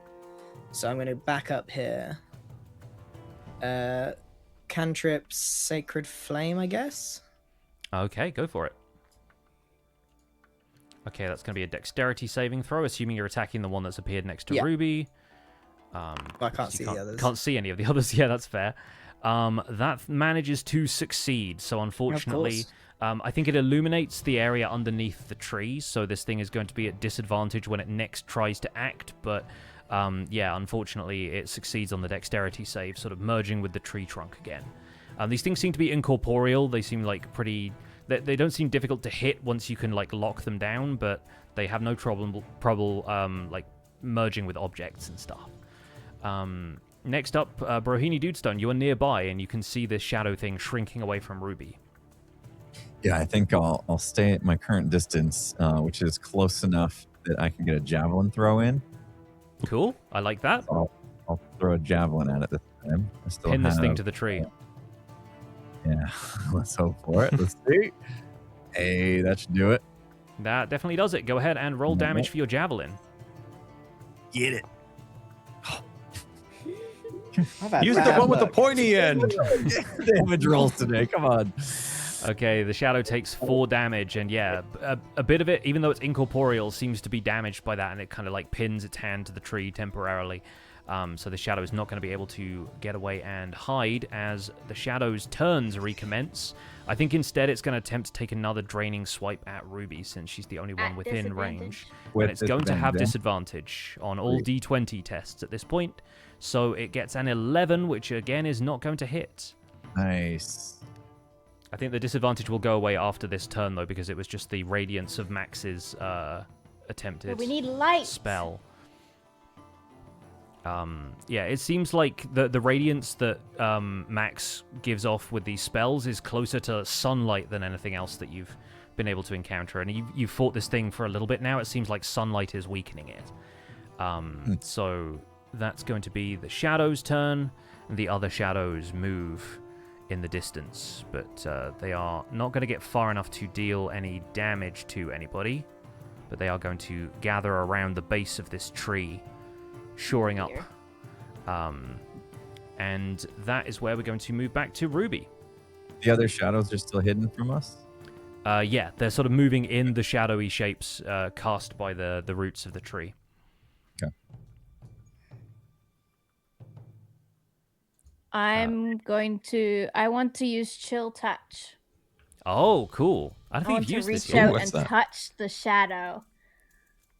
It's a Alright. necromancy spell. Cantrip. All right. Go ahead and give us a chill touch. That's just a regular touch-based attack. Great. Yeah, I've just never used it before because I'm normally not close. Okay, 19 hits. Go ahead and roll that damage. Finally. Whoa. 7. Well, as you reach out and touch this thing, the necrotic energy seems to, like, be absorbed into the shadow. It is not healed by it, but you sense that the necrosis effect just simply doesn't apply to this thing since it's Doesn't do incorporeal. anything? And you recognize that these are undead creatures on whom necrotic damage does not do anything. They're effectively immune to it. Okay. In that case, I would like to bonus action disengage Okie doke. and leave. Yeah, Ruby Ruby, the ladder. Ruby, definitely the ladder. leaps away from the from Go Get behind me, hide Ruby. it. I got Guys, necromancy doesn't work. Okay, good tip. All right, Mr. Wizard, it is your turn. You can see one of the shadows at the base of the tree. All right. See you later, guys. Wizard! I can't leave. I joke as much as I want to see the airship. Ray of Frost once again. I really wanted him to try and get clotheslined because he's got a giant ladder on his back. Yeah. 25 hits. Go ahead and roll damage for Ray of Frost. Come on, big money, big money. Ooh, yeah. 3 damage is still going to hit this thing. It does take less damage from the cold, though, as well. So it's only going to take Really? 1 point of damage. Yeah, these things have pretty strong elemental resistance, it seems like. Oh, shoot. I should have realized Fire! that. Anything else for Mr. Wizard, or is that your turn? That's my turn. I'm gonna get a little closer to the door. All right, Max, you're up. I've mostly hit nothing. But I shall try once more. Sacred Flame. Okay. Go ahead and... Oh, wait, hang on. I need to roll the dex save. Sorry, my bad. Please. I feel like I'm due a hit. That is a 10, which does not beat 14, so you get to roll damage. Oh, wait, what? Roll damage. Oh, sweet. Oh, his saving Rolled was. 10, Yeah, rolled yeah. 10. It needed to beat a 14. It rolled a 10. Right. Oh, God. Oh, dear. Well, the 1 good- damage. The good news is that inflicts 2 damage. As these things seem to have some sort of vulnerability to radiance, and it shrinks away from the light cast by it. Once again, I'm going to say that also gives it disadvantage on any more attacks or anything it's going to do, including whatever it has to do facing off against Brohini Dudestone. Okay. So with disadvantage, I'm trying I my gotta get best. some- I I'm gotta get trying some my of this. absolute best. I'm going in. Push the button. Push the button. I'm going bro. in. And I'm hitting it hard. All right, go ahead and roll that attack. That looks like it's Okay. going to land. Nice. It's gonna land. Definitely going to hit. Roll that damage. This has got to be it. We got to finish this thing right now. Come on. Okay. I'll take it. Whoa, nice. 12. 12 is not going to finish it off, but it is definitely on its last legs. You see this thing okay. start to waver and falter in the shadows underneath this tree. The dappled sunlight leaking through the tree is starting to disintegrate it, along with these volleys of attacks. While you are here, it's going to take a quick, desperate swipe at you. With disadvantage? With disadvantage, thank you. Okay. Although that's not going to hit, so whatever it rolls next, Okay, I'm good. it could be a critical fail, so we may as well roll it anyway just to find out. One more. Okay, cool. Yeah, it doesn't beat your armor class with a 12, so yes, this thing is unable to Right. attack, and yeah, seems like it's looking pretty rough. However, its friend over here is able to come out of the shadows, and oh, I just removed it from the turn order. Whoops, didn't mean to press that button. Let me put that back where it was supposed to go. Hang on 1 second. 9. There we go. Okay, this one is going to come out and is also going to attempt a draining swipe. Oh, guys, there's more of them. Yeah, these things are You're fine, gathering bro. around the Stay tree, strong. and this one, I'm going to have to show this one to the group because it rolled a natural 20. Oh, no!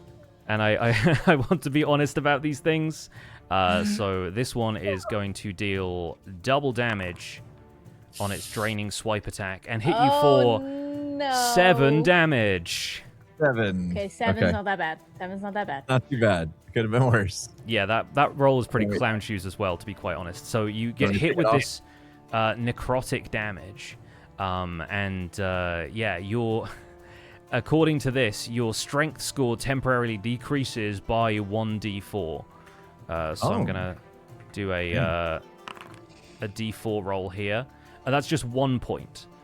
So Bro's maximum strength temporarily goes down from 16 to 15, which is going to take your strength score from a +3 to a +2 temporarily, as you feel this life sort of drain from you, and it saps your strength with this draining swipe. Oof. And then I need to take off 7 hit points, yeah? Yes. All right. 13. Woo! I'm hurting a little bit, but I'll be all right. Try to other dodge and weave next time, bro. The other If I shadows, only had your ladder, I could have avoided it. the other shadows slink up past the tree, and one of them slips onto the stairway, appearing in front of Max, and is going to attempt the same maneuver. Let's roll a quick attack with this guy. 1 second. Ads. Oh yeah, we should maybe deal with that.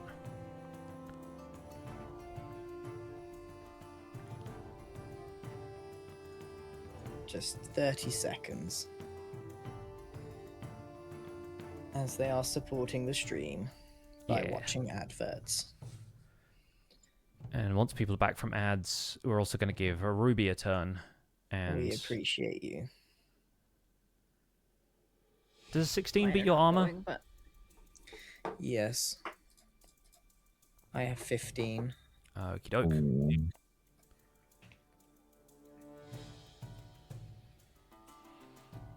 All right. Guys, I'm at 13 hit points, just so you know. I'm gonna launch can my heal you. little disc thing. I It's gonna have pick you one up. more second wind I could use. yeah, you But should it use feels, that. it feels early. But I'm at 13, so I don't can heal you. We have potions. If we have a bit of respite after this, we can use a potion. Is anyone else's cameras just really stuttery? Yeah, stream together suffering, I think. I hear Yeah, my should we- an echo every should we- now and then Should too. we turn camera off, then turn it back on just to give it a little Toggle it. refresh? Yeah. For some reason, Scars is always blurry on mine. One of them kind of always does that. That's weird. That works. I think It it's seems just, okay for me, but Uh-oh. Did that help at all? Really stuttery. There we go. That looks better. Just impulse hasn't come back yet. Yeah, mine Hello. doesn't want to come back now. What the heck?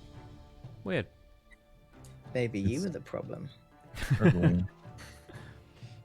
Dan? Oh, why? Okay, am I back now? Yes. There we go. Yeah. Okay. That's But okay. you are frozen. Like, just like clicking the button, like.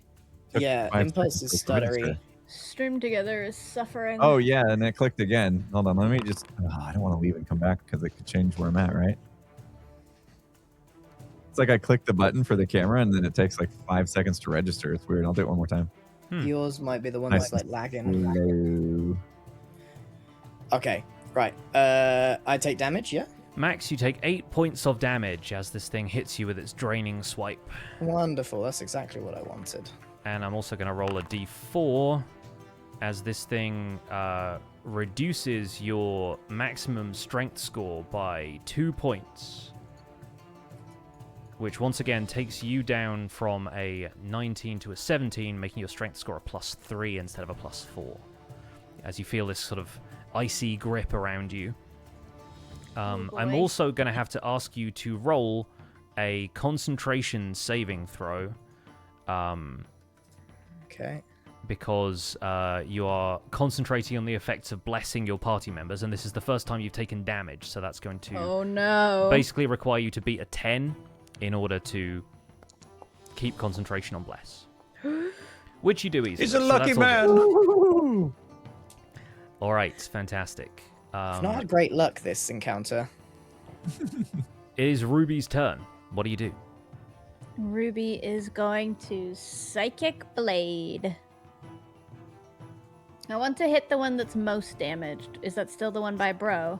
Yeah, the one directly next to Bro.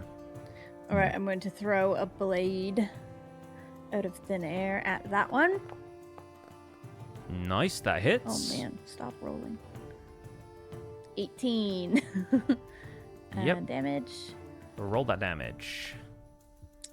6 damage. Fantastic. The thing dissipates into thin air as it only Yes. had a couple of hit points left. Yay. And I was is, hoping to finish it on my turn. yeah. And I will use my bonus attack to do another one. On the one next to Max. The one next to Max has already taken a little bit of damage, so that one's looking like an easy target. 13. 13 will hit, so roll that damage. Okay. And remember, you can add sneak attack. That's a 12, right? Oh yeah, I can add a sneak attack to that one. Wait, can I add a bonus? I believe you can. I believe sneak attack can apply to bonus attacks as well. I got corrected on this on a previous encounter, I believe. That is 15 damage then. That is 15 damage. Fantastic. That one only had 14 hit points left, so with a single turn, Ruby takes out 2 of these shadows. God, and 2 throws. I think something about the psychic... Rogues are crazy. The psychic damage obviously doesn't seem to be deflected by the nature of these things. So yeah, you've definitely found one of their Achilles' heels. So that's Ruby taking out 2 of them, which means there is only 2 left, one of which you cannot see, and one of which is still in front of Bro. So it is currently back around to Mr. Wizard. The only one you can see right now is the one that's next to Brohini Dudestone. Oh, let's end these things. Let's see. Please do. Is a Thunder Wave, is that a one-time use one, or is that the one I can use multiple times? Thunder Wave is one that consumes a spell slot, so you have 3 spell slots left, but it's also, again, a spell that originates from you and only travels 15 feet, so that's something you might want to save for when you're surrounded by stuff instead of at range. So my only other attack would be Magic Missiles, and that is also one that consumes. Mm-hmm. So I don't want to do that. I guess I'm kind of stuck with Frost again. Yeah. I need another attack spell. All right, I'm gonna do that again. So I'm gonna normal throw the Frost. Oh dear. Oh, unfortunately, that is not going to hit. Oh dear. The ladder kind of droops a little bit on his back. You've got one of those mood ladders. Yeah, fantastic. So yeah, unfortunately that one misses. Does Mr. Wizard move at all? No, I think I'll stay where I'm at. All right, cool. Staying at range. Love it. Max, the one in front of you has just been taken down by Ruby. There is still one in front of Brohini Dudestone to the south of you. I'm going to move back and again go for Sacred Flame, which is 60 foot. So I can try again. Okay, that one's going to be a dexterity save. One more time. Oh, and that one fails the dex save, so go ahead and roll damage. Remember, this is going to be doubled because it's dealing radiant. Oh, yeah. Damage. Go. What is up with my rolls today? I mean, that is still, remember, 4 damage rather than 2, so that's Yep, could have rolled an 8 good. though, couldn't I? Could have rolled an 8. 16 damage. All right, Bro, you are up. How far can we move on our turns? You can move up to 30 feet. Bear in mind that if you move away from this thing, since you're in its threatened range, you will take an attack of opportunity unless you take an action to basically disengage from combat. Okay. Which you can do with one of your maneuvers, though, because you still have your combat superiority. So you could use evasive footwork, do that as a bonus action, and you could even do that after you attack if you want to try that. Okay, so I can melee and then evasive footwork. Yep. I'm out of his range. I'll do that. Okay. I'm going to hit him with the damage. Great. While I'm here. Hey. Whoa. That's a definite hit. I'm having good rolls with it. Yeah. Go ahead It's and the damage roll. part I can, roll that damage. It's a little better. It's respectable. Yeah, that's a solid 10. So this thing's going to lose 10 health, and so if you go into the features tab of your character sheets, the evasive footwork is under your fighter features. Oh, I had it pinned on my hotbar. Oh, fantastic. All right. And then, okay, a usability. You can use that. You get to move up to 30 feet. You've now disengaged from combat, so you won't take an attack of opportunity from this thing. Okay. And then I just want to join my friends here at the stairs. Fantastic. In addition to that, yeah, go ahead and move yourself up there. Okay. That's good. And in chat, you'll see that it says AC bonus on the little pop-up for evasive footwork. Click on that for me, because what you use your superiority dice for in the case of this maneuver is it increases your AC because you're on guard for the next attack. So, And it'll keep you cool. yeah, so if this thing comes up and tries to attack you, then you have 8 additional points of armor class, which takes your armor to a total of 24. So this thing will have to crit, basically, in order to hit you, most likely. Sweet. Need it. So yeah, that is definitely worth having. That only lasts for until the start of your next turn, but definitely worth doing, because the shadow is up next, and it is going to try and follow you up the stairs. It's going to sort of like slink up and around, and is going to attempt to hit you, not knowing that you're ready for it. Because I want to roll this in a sort of realistic way. It's also now out in full sunlight, out of the shade of the tree, but it's trying to track you down. So it's going to be rolling with disadvantage as well. And rolled a 13, which definitely isn't going to hit your armor class. So this thing tracks you down and then finds itself in a very weak That was position. super good, Impulse. Worked out. And it's going to be Ruby's turn. Now we can finish it. Well, why would Ruby do anything different now? It's still close to Bro, so I'll do an attack and a sneak attack with my Psychic Blade again. Love that for you.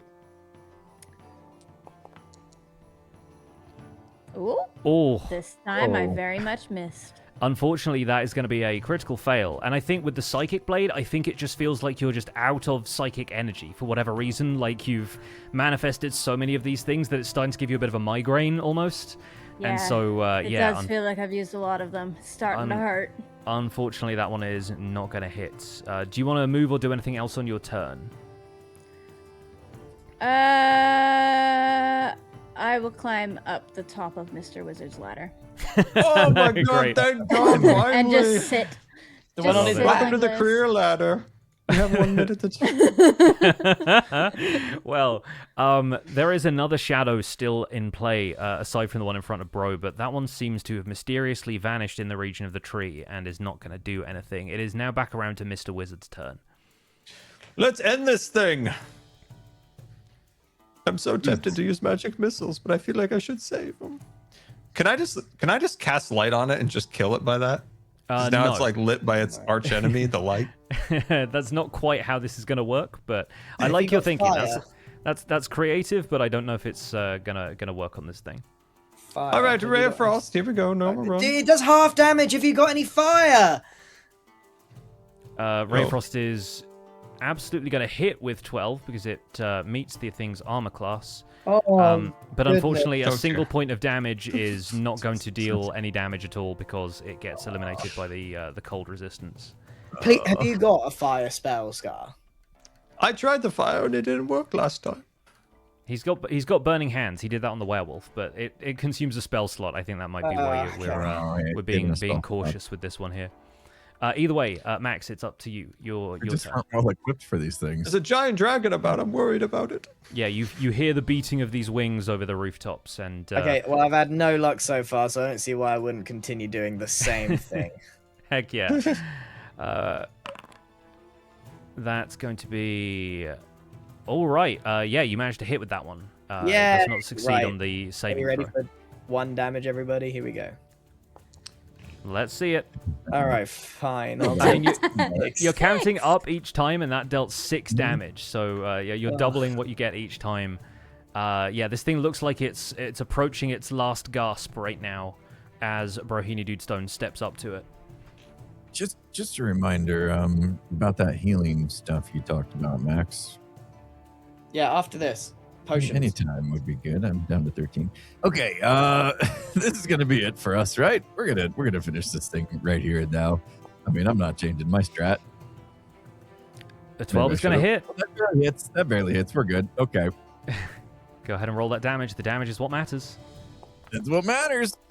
Big Oh numbers. my god. Hey! That's good. There we go. With 15 damage, you slice this thing directly in half, and it disappears.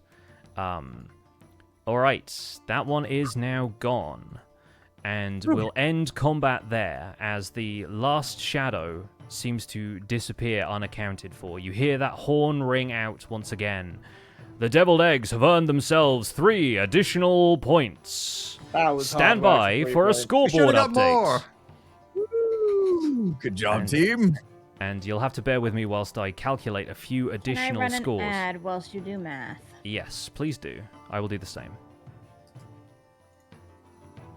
Thank you for watching ads. It helps support the stream. If you don't want them, then you can subscribe to all 4 of us. Thank you. 5 of us, sorry. I can't count. Counting's hard. Okie doke. He hasn't Right. had to count past 4 today yet, so. I'm just going to have a quick look. How much does a potion of healing heal for? Oh, you have to roll. Yeah, it's a, I think it's 1d4. It depends. there are- 2d4. 2. Oh, 2d4. Great. Yeah, okay. What does that mean it's likely to be? 2 4 dice? Yeah, so on average you'd be rolling like probably a 2 or 3, and then you always add +2. So the maximum you can get is 10. The minimum you could get is 4. Might be worth us healing up before we go in. Definitely. Do you think? I still Is it have worth 1 using second a- win.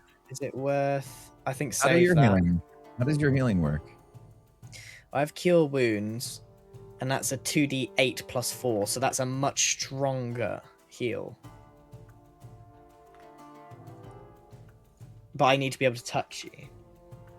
Okay. How much health have you lost? I could gain 15 back for max. 15. Still 15. Maybe it would be...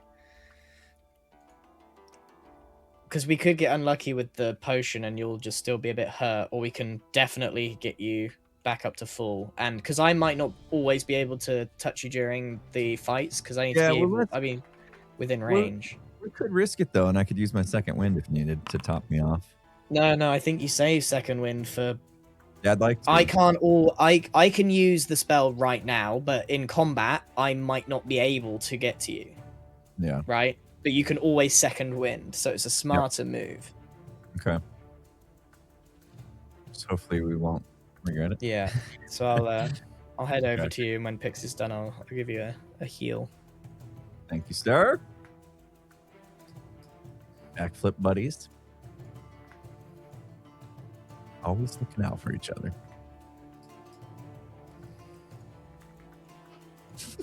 Neck kisses.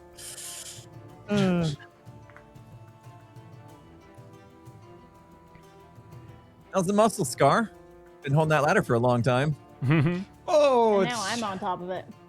Yeah, pretty Oh, nice. Oh, It is swaying in the wind. All right. Ruby might hit her head if I go through the doorway. Well, how about you don't? You hear the announcement come over this sort of citywide sound system once again, as the Deep Shadow is currently in the lead with 24 points. Whoa. Following them, Fortune's Folly with 20 points, the Desert Wind with 17, and a 3-way tie for 4th position between the Deviled Eggs, Rogues Gallery, and Life's Little Ironbeards. Following a little way behind them, we have Oops All Bards with 11 points, and the Sellsword Duo lagging behind with 8 points. That's what they get. Is that our pals? Yeah. Yeah. They come in, take our points, and they haven't been able to do anything since.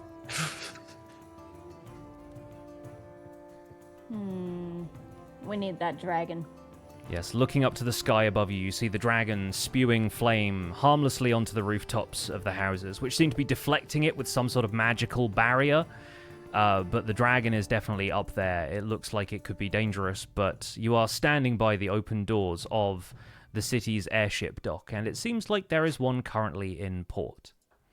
Right. Alright. I'm Climb going down to the ladder. walk up to Bro and put a finger on his forehead.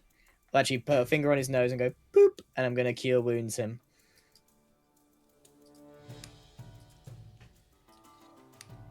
Right, do I roll this one?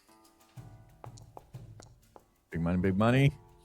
My rolls have been diabolically bad. It's a little rough, but we'll take it with 9 points of healing. That's helpful. All right, pretty so that's substantial at these 22. levels. All right, I'm at 22 now at least. Nice. Where was your health before? Or how I much was more down do you to need? 13. I out of 28 total. Okay. So That's I'm pretty going to fair. use one of my potions on me, I think. Just to heal up. Seems sensible. How do I use it? Use ability. There we go. Roll.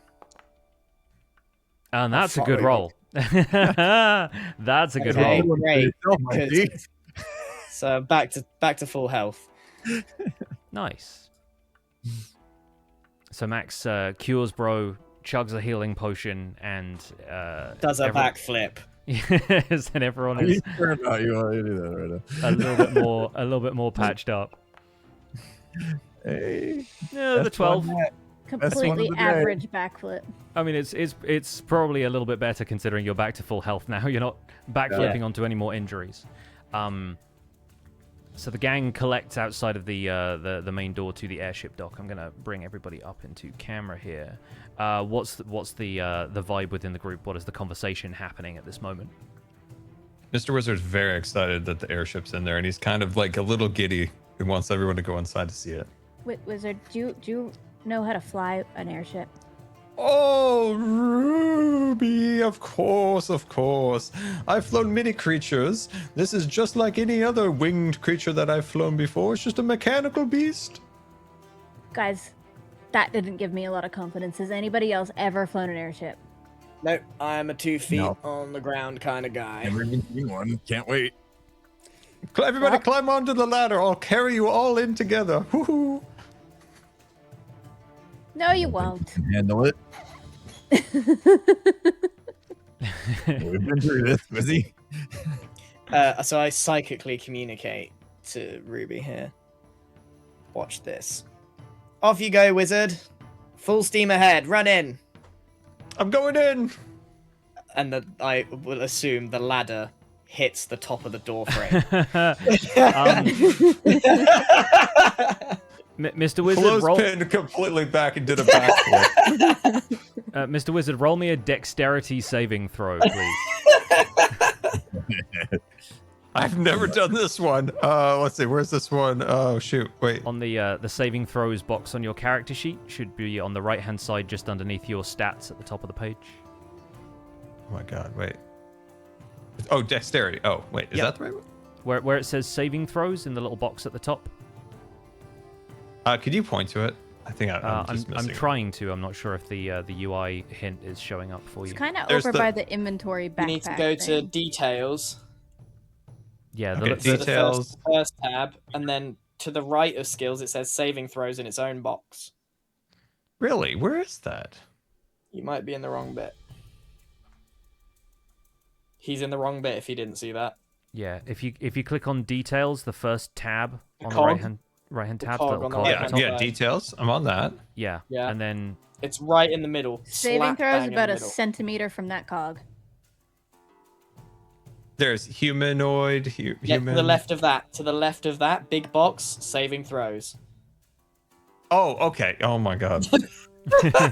there's so much detail on these character sheets. I entirely understand. It's, So I'm doing a dexterity within the saving throw. yes. Yeah. Okay. Oh my gosh. Okay, I'm doing that as a normal, and I'm rolling that. This is gonna be great. This is gonna be huge. Okay, I think thanks to the effect of the bless, Mr. Wizard doesn't absolutely stack it on the floor, but the ladder definitely clatters against the door frame, and his gait sort of stumbles a little bit. But he stays up, remarkably so. Just consistently a little wobbly still. It hasn't seemed to disperse. Yeah. The ladder's just vibrating. And as Mr. Wizard runs into this airship dock, who follows him? What's the marching order here? I'm going with him. I follow in as well. Yep, we're all going. Yeah, I think as Yeah, Max I and see. Bro make their way in there, Ruby, you hear almost as if it's like a whisper on the wind. You hear your own name in the air. You hear Ruby. Oh no. Can I just run to Mr. Wizard and hide under his cloak? You can. Absolutely can. This Okay. reminds me of one of my least favorite Star Wars shows. Guys, there's somebody very bad here. Oh, Who? Just I'm not here, okay? That's all that's important.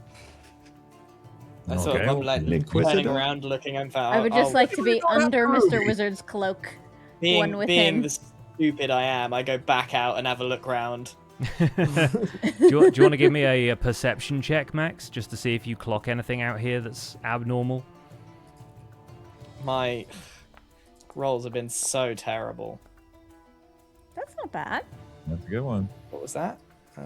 18. 18. 18. All right. I'm going to roll something real quick here.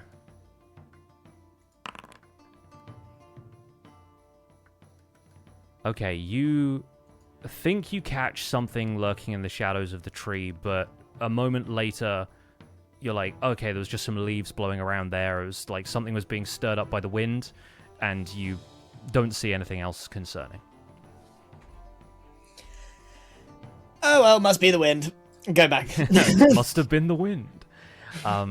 And as you guys make your way into the airship dock, we are going to wrap up this session here.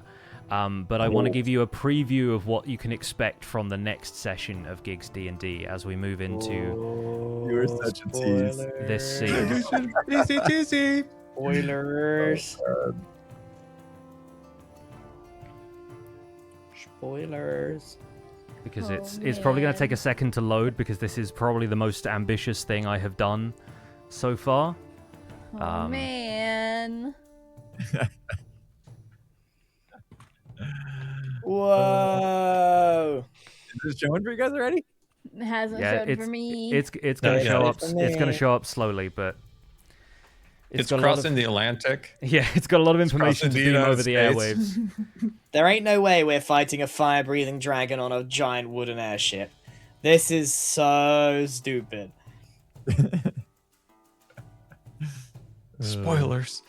You haven't seen it. Whoa, this is ambitious. Okay, it's Got the loaded for Canada, Jam. guys.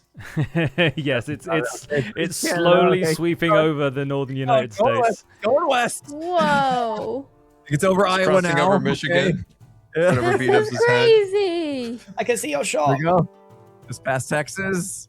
Yeah, Oh, made wait. it. Floating. Wait, no, it's not. Whoa, it's moving. And as So Mr. insane. Wizard somehow manages to whip this airship into gear, you find yourself drawing level with a wormling red Oh. dragon, and that is going to be where we pick up next time on GIGGS D&D. Oh my gosh. All I see is a gray screen. Dang. Oh, it didn't show it. Wait. It made it to Arizona. Maybe it's got to go north now. Hold on. Yeah. It's I gonna. can it's see the gonna- dragon. Just everything else is like a gray. Try to Yeah, refresh. Try refreshing I've had Foundry that for one before and last quick look refreshing at helped. it. But yeah, we're gonna see where this goes. But How does that work? How is it moving over a city like that? yeah, I know, right? I spent a bunch of time today trying to get this to work, and I'm so happy that I could pull the effect off. That's So crazy. yeah, That is super cool. right. We're going to end this session here, though, folks. So thank you all so much for joining us for this session of GIGGS D&D. Join us again next time for when the tournament will continue. And for now, I'll put on some slightly more peaceful music so we can wrap up, and we can do Stars and Wishes if people want to do that again this time around. Yeah. Sure. Lovely Oh, stuff. we got to roll for that, don't we? Oh yeah, we might as well. I'll put everybody into. Let's start the next encounter, and then we'll we'll see if the initiative order for this. We'll see what the red dragon wormling has for Stars and Wishes. But yeah, go ahead and roll me initiative. Mhm. Now I roll high. Oh my gosh. Oops. I keep messing this up. My God. Looks like it's gonna be. Yep. Max, Ruby, Wizard, and then me. Okie doke. So, starting with Grian, award somebody a star and then share a wish for what you want to happen in the future of GIGGS D&D. I will award Scar my star for no other reason than him plucking the feather off of that little Fey guy. It's always these little moments of opportunity that he seizes that deserves a little token. And then wishes. I wish for better rolls. It's very upsetting when you consistently get no damage, no hits, nothing, especially in a long series of combat. I probably dealt the least damage during that whole thing. Well, it seems like, you're going to have lots of opportunity to roll, and we might want to pull out all the stops, because this thing is not going to be any kind of slouch when it comes to this next fight. Even the good ones. We didn't use the divination either. I guess would that roll for next session then, if it's the same day? Or? It's still technically the same day. It's not a per session ability. It's like a per day ability. So I can still use those two. You can got absolutely those use in that. the bank. Yeah, we've got a 19 and an 18, which I will definitely record for next time. Great stuff. Gem, stars, wishes. Star to Impulse, because he remembered who those guys were when they came at the sword. It's been 2 months and my brain hurts. So fantastic memory and roleplay there on knowing who they were and what they did for you. I love it when people remember my NPCs. Yeah, that was really good. And also good hits today. Good, great acts.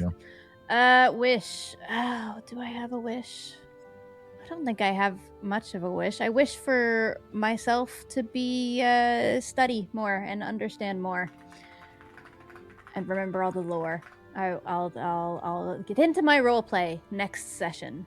And if you need to get a refresher on any of it, obviously my door is always open. Feel free to drop me any questions, and I will definitely fill you in. But as far as combat goes, combat is always difficult to include a lot of roleplay in. So hopefully people are enjoying a mix of opportunities for conversation and shopping, and then this is just going to be a big combat segment, and we'll get more into lore and backstory and stuff as well in future sessions. It's a good way to jump back into it with a bunch of combat. Right, next up in the order we have Mr. Wizard. Scar. Award somebody a star. Mr. Wizard giving a star. And I feel like this man never gets a star, is our Dungeon Master! Oh, thank you very much.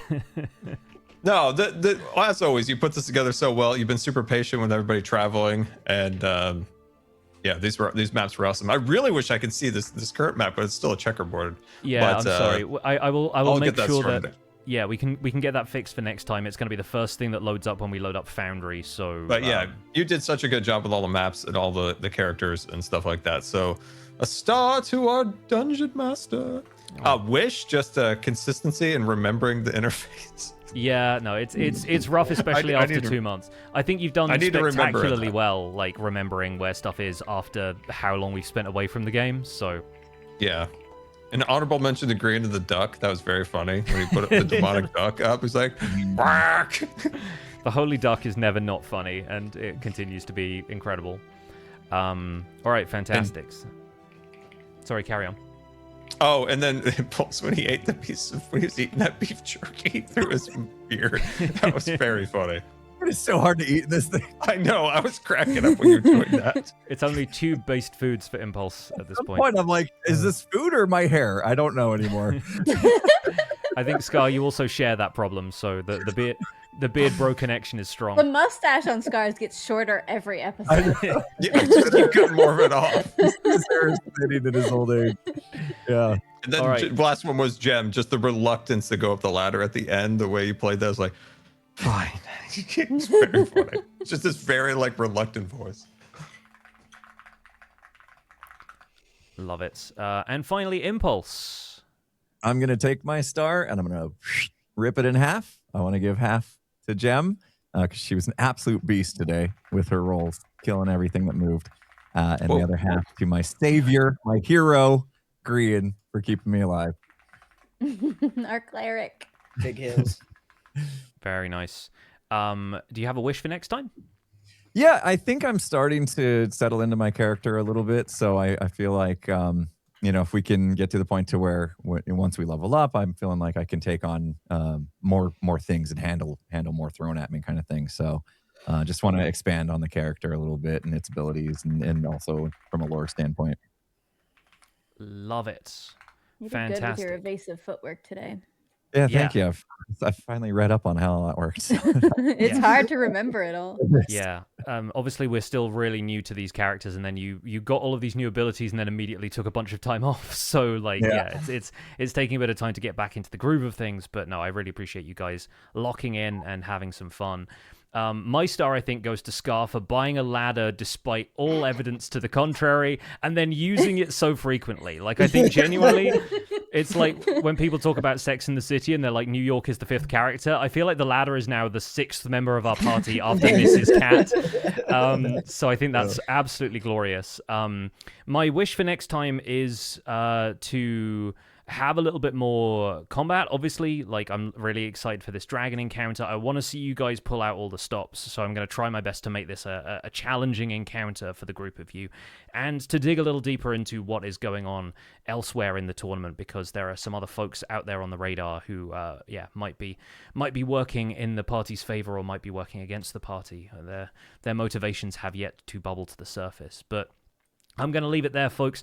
Thank you all once again so much for supporting the streams and coming back for some more GIGGS D&D. I hope you're excited for more. We don't have a regular schedule for this, obviously, because all these folks are very, very busy, but we will try our best to let you know as soon as we have the next session locked in. Anything else we want to say before we wrap up? It won't be as long as last time. We're going to be going, See you in August. Hopefully in a couple of weeks. It could be as soon as when Pix is ready, like a couple of weeks or something. So we're definitely my button does for I need to press it. Yeah, no, that's my next wish is for Impulse to find out what the button does, and for Max to see what Oberon has to aid in any kind of combat encounter. Yeah, it was extenuating circumstances that it was just bad lucks, but I think moving forward, most of us are looking fairly free, so it will not be 2 months. Yeah, should be good. Fantastic. All right, friends, we're all going to split off into our separate chats and wrap things up for tonight, but thank you all so much for watching. We'll see you again soon for more GIGGS D&D. Take care, everyone. Thanks, Pix. Bye-bye. Bye-bye. I'm going to end this collab now. Yep. Okay, see ya. Bye-bye. All right, and that was that, friends. Oh, we're here. We're back. We've done it. Incredible stuff. Hope that all looked and sounded good to you. I was not reading chat in the slightest, so I have no idea if that was coming across with all of the visuals and everything. Great session. Lovely. I'm glad that people haven't been yelling at me in the chat to fix things. Yeah, excited to see midair fight against the dragon. Yeah, dude, I'm going to put some music on quickly so we can unpack some of this.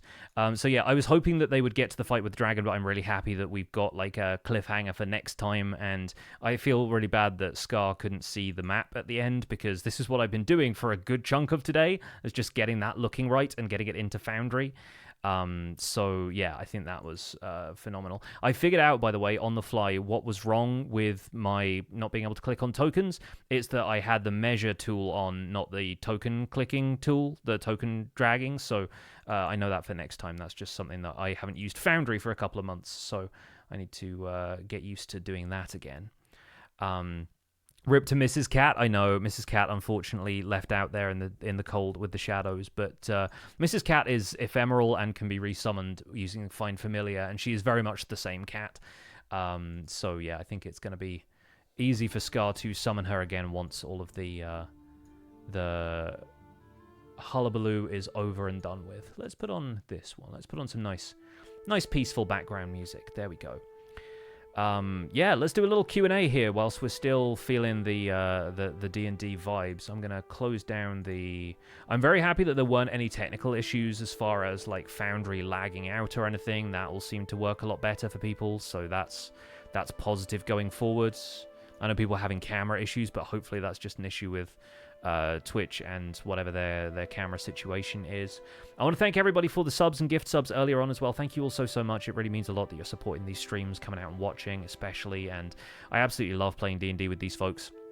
We are probably about, I would say, halfway through the level 3 action right now. We're going to see what happens next session, see if we need to extend it a little bit, but I already have a plan for what's going to happen with the level 4 arc, and then that's going to lead us into what will hopefully be the finale of GIGGS D&D's first outing. We'll see if the folks want to play any more after that, but I'll be really happy with the sort of mini campaign being run over like 10 sessions.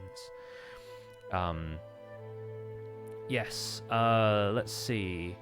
So excited for next session. Me too. We miss her until Scar summons her again. True, yes. Unfortunately, I did already have her loaded into the airship scene, so there is a Mrs. Cat on deck that just has a skull over the top of it, which is kind of brutal, but yeah.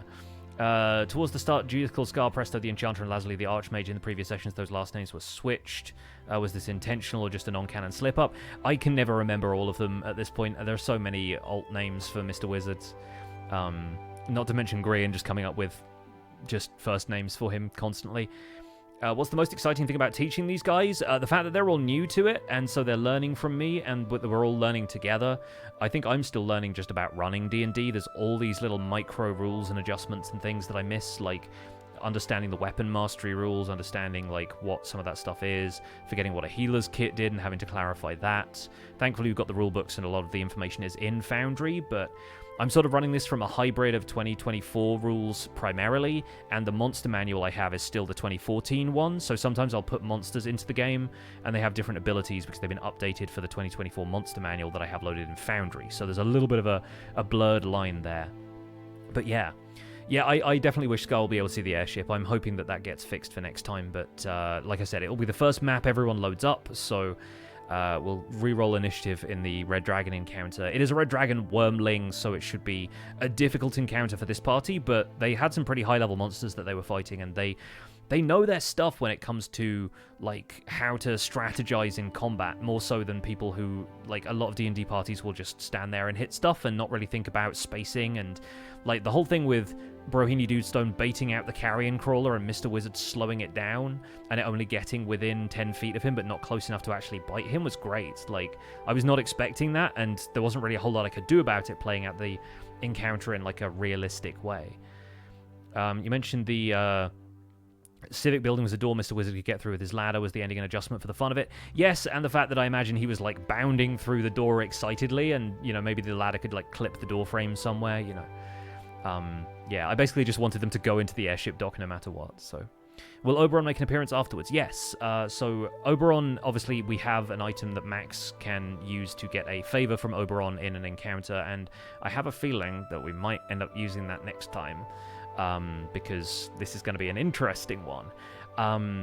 Have a document with all the silly quotes this group has said. Amazing. I love that. I love seeing people who've taken quotes from the group and even, like, done fan art to, like, the kind of incorrect quotes. You know how people will take quotes from other media and just kind of superimpose them over characters from shows that they like and things like this. I love that stuff. Like, send me all the fan art. My partner is usually there to, like, throw stuff from Tumblr at me, and it's super great. Will we ever get to know Mr. Wizard's real name? That is up to Scar, because I don't know if Scar himself understands what Mr. Wizard's real name is, and I think it's really up to Scar whether he wants to reveal that and when. But it's not going to be something that I'm setting up without his direct approval. You know what I mean? Like, I want them to have sort of power of veto over anything related to their characters. I'm just here to create the world and everything. Jake asking how long it takes to create a session. It varies dramatically. A lot of this stuff is ideas that I have in my head, and I just, like, jot down a few notes and descriptions and things like that. The stuff that takes real time is planning all of the encounter maps and getting them into Foundry, and then making sure I have all of the stuff up to date. But realistically, like, I can do some things sort of off the top of my head, but I'm not the greatest improviser, and I like to plan stuff so that I have descriptions that feel vivid and alive, and I'm a lot better at doing that if I write stuff out ahead of time. So a lot of the time, the planning that goes into this stuff is a lot of the writing stage and the visual stage of making the maps. Biggest twist, Mr. Wizard is his real name. Yeah, I think Martin in the Littlewood said something about like his name being Mist, like it's Mist, a wizard, right? But yeah, it's very silly. That's absolutely not canon at all. That's just a theory that I really liked. My headcanon is Mr. Wizard has used so many names and aliases over the years that he doesn't remember what his real name is. It seems likely, considering how long he has theoretically been around and the fact that he seems to remember the past and the future at the same time. And yeah, like him being a divination wizard makes so much sense in retrospect, even though we did not plan ahead for that until like Scar was ready to pick his subclass. Sadly, the options for players to do more than just attack during combat are kind of lacking, so I usually have the monsters do special things. Yeah, I'm trying to play around with a little bit of that, but I also don't want the monsters to be completely, like, I don't want the monsters to slow down combat, and that's part of the difficulty, is that, like, what monsters can do a lot of the time is just, like, run away, or, like, use terrain to their advantage. And because we're doing this all on maps and not in Theatre of the Mind, sometimes it's a little bit more difficult to say that a monster does something when you can't like represent it on the screen. But I really liked the way some of these combat encounters went, and I think it's really fun that like some of the other players in this tournament can come through and like Redmond and Sir Alwyn can just come and kill Steel. I think that's really funny. And they kind of they camped a little bit at that gate until the monsters were far enough away that they could kind of come through and just chop them all. Very much reminds me of Merlin from Sword in the Stone. That's 100% what Scar is going for, yes. Like, he's got a lot of wizard inspirations, but Merlin is definitely, like, top of the list. Is there a way to represent topography on battle maps? That's usually done with, like, shading and different, like, sprites and stuff. I'm working with the stuff that's in Dungeon Draft, and I'm doing some ambitious stuff, but also doing stuff that feels a little bit, like, flat, you know, because I don't have the strongest artistic brain. And so yeah, I think the thing that I'm proudest of so far has been this map of the airship moving with the city below it. How am I deciding the other group's results? Dice rolls. So basically every time this group finishes an encounter, I roll a dice that's the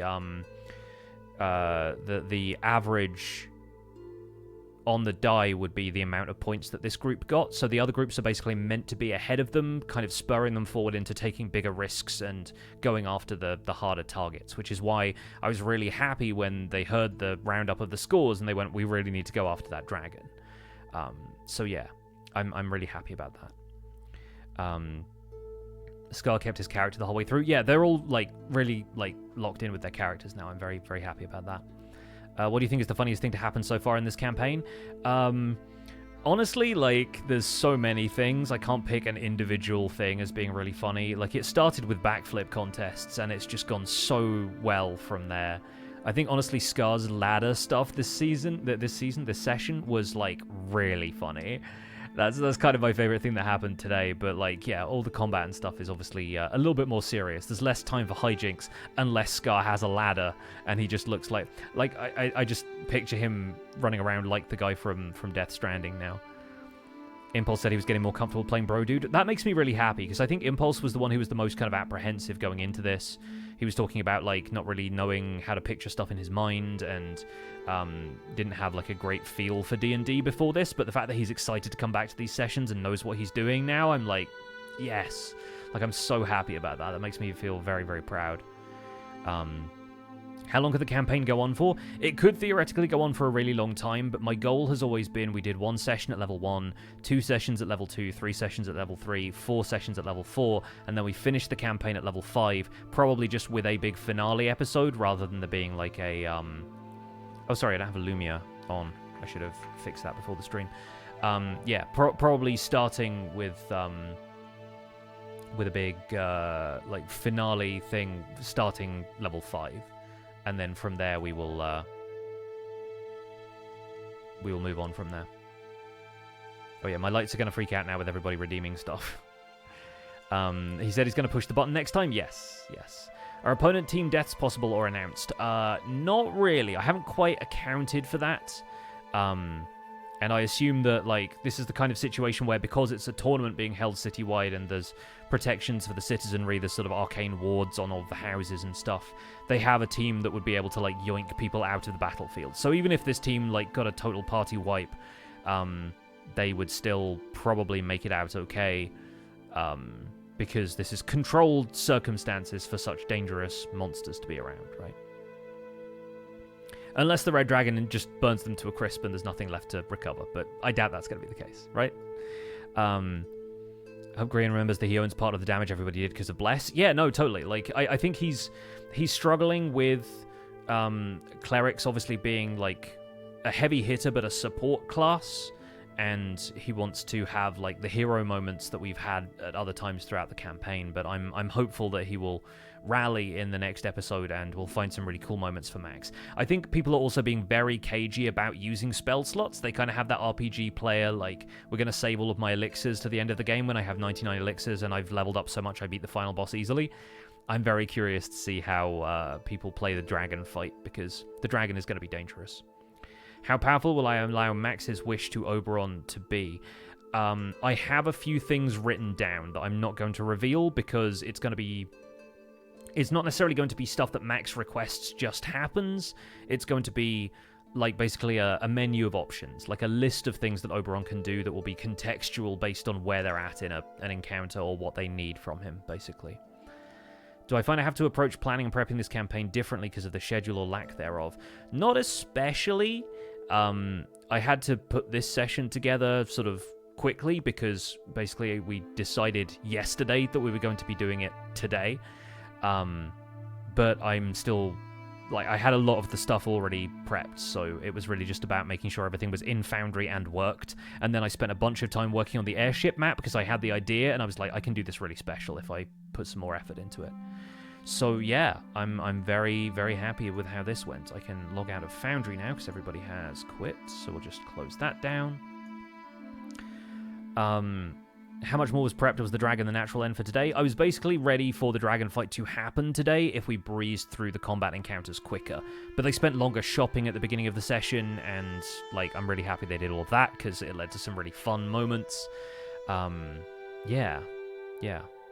Is the Beholder actually going to play a part in this, or are we just being paranoid? No, I think the Beholder is just a good mascot for, like, it feels very D&D. Like, I think even in the D&D movie, there are, like, Beholders on some of the balloons that end up, like, vomiting money on the crowd, basically, after the High Sun games. A lot of this it's not, like, ripping off the High Sun games from the D&D movie, because that's a very different, like, context and stuff, but it feels like a big D&D set piece is like, you go to a big city and there's a tournament, right? So, yeah, I have, like, a few inspirations in the back of my mind for how some of this stuff is gonna go. How possible would be guest hermits as characters to help the party? We have talked about it in the past. Scar has requested a couple of times that we can work on somebody making a cameo. I would love to do it. The main thing is getting them up to speed with where this group is at. If we want to have a guest character for an arc of the campaign, I'm totally on board with it.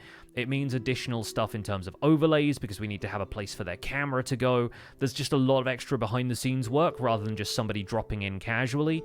And it has to be a group decision because, of course, they'd have to be involved in the call. They can't just invite themselves into the Hangouts sort of stream together scenario that we have. So it's not a surprise I can spring on the players. We all basically have to agree to it and settle on it. If you want to see more of the hermits involved with D&D stuff, a lot of them have been making guest appearances in Dungeon Delivery, and I highly recommend you going and checking out that group, because if you haven't already, they're wonderful. They've been playing much more consistently than we have because of the availability of the folks involved, and it's a really cool concept, and Ozza's been running a blinder of a game. So definitely go and check those guys out if you haven't already, but I'm sure you have. Yeah, the Beholder is one of the mascot monsters for D&D, so it does kind of make sense. What's my favorite aspect of DMing? Honestly, just showing people a good time. Like, lately we've had a few more friends come over, and I love cooking for people. I love to host, and I feel like DMing is also part of that. Like, I like making sure everyone comes away happy from, like, a thing that we're all doing together. So, yeah, I'm really enjoying entertaining my friends, basically, is the long and the short of it. Like, it's super fun. Tango gave a very sus response about GIGGS D&D the other day. Have you all been in contact with him about anything? I cannot confirm anything. I don't know if the rest of the players have, but if they have, that has not gotten as far as me. So, I don't know, man. Maybe Tango sees what we're doing with D&D and he wants to do more stuff with D&D. That's cool. I mean, he would be welcome at my table. I know he has a bit more experience with D&D than some of the folks involved with this do so far, but I have not heard anything. I can't confirm anything in that regard. Was mildly hoping the werewolf got to curse someone, but then they got folded in half by the party. Yeah, that werewolf, man, it rolled really badly. Like, genuinely, I was not fudging any of those rolls. It just tanked. Like, it was not hitting. And that's wild, because they have a pretty strong to-hit bonus, so... I feel like you do a really good job of giving them enough space and freedom, guiding them when needed. Thank you. That's what I hope to do, at least, because I want to make sure that I'm not railroading anything. Obviously, I'm nudging them towards the airship thing, because... that's Mr. Wizard's whole thing, is he wants to go on an airship, and that was one of Scar's wishes in a previous session, so yeah, I wanted the airship dock to, like, primarily be part of it.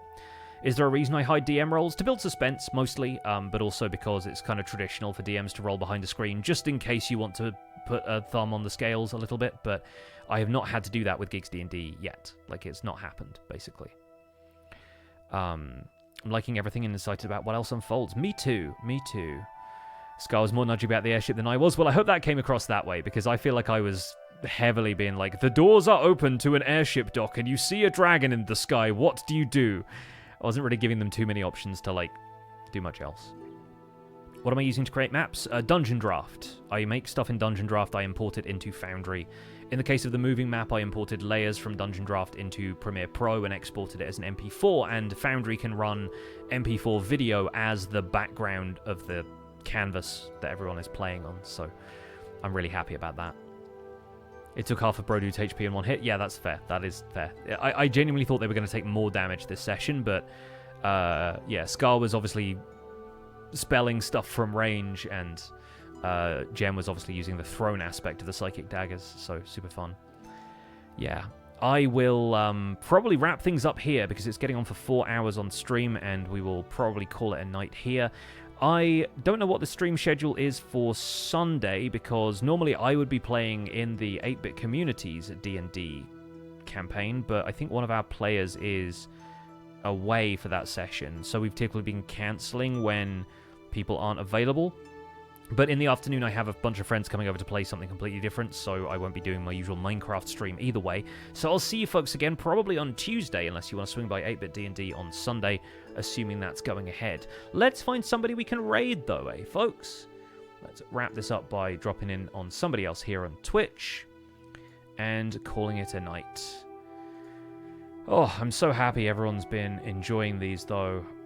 Let's see who's live. Grian is currently pointing at stuff in his Pokemon binder. I'll send you folks over to Grian, assuming that he's still doing entertaining stuff.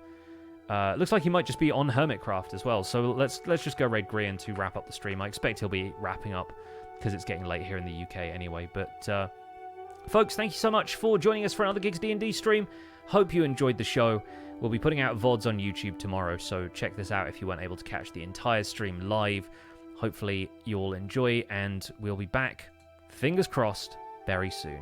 Thank you all. I'll see you again soon. Bye for now.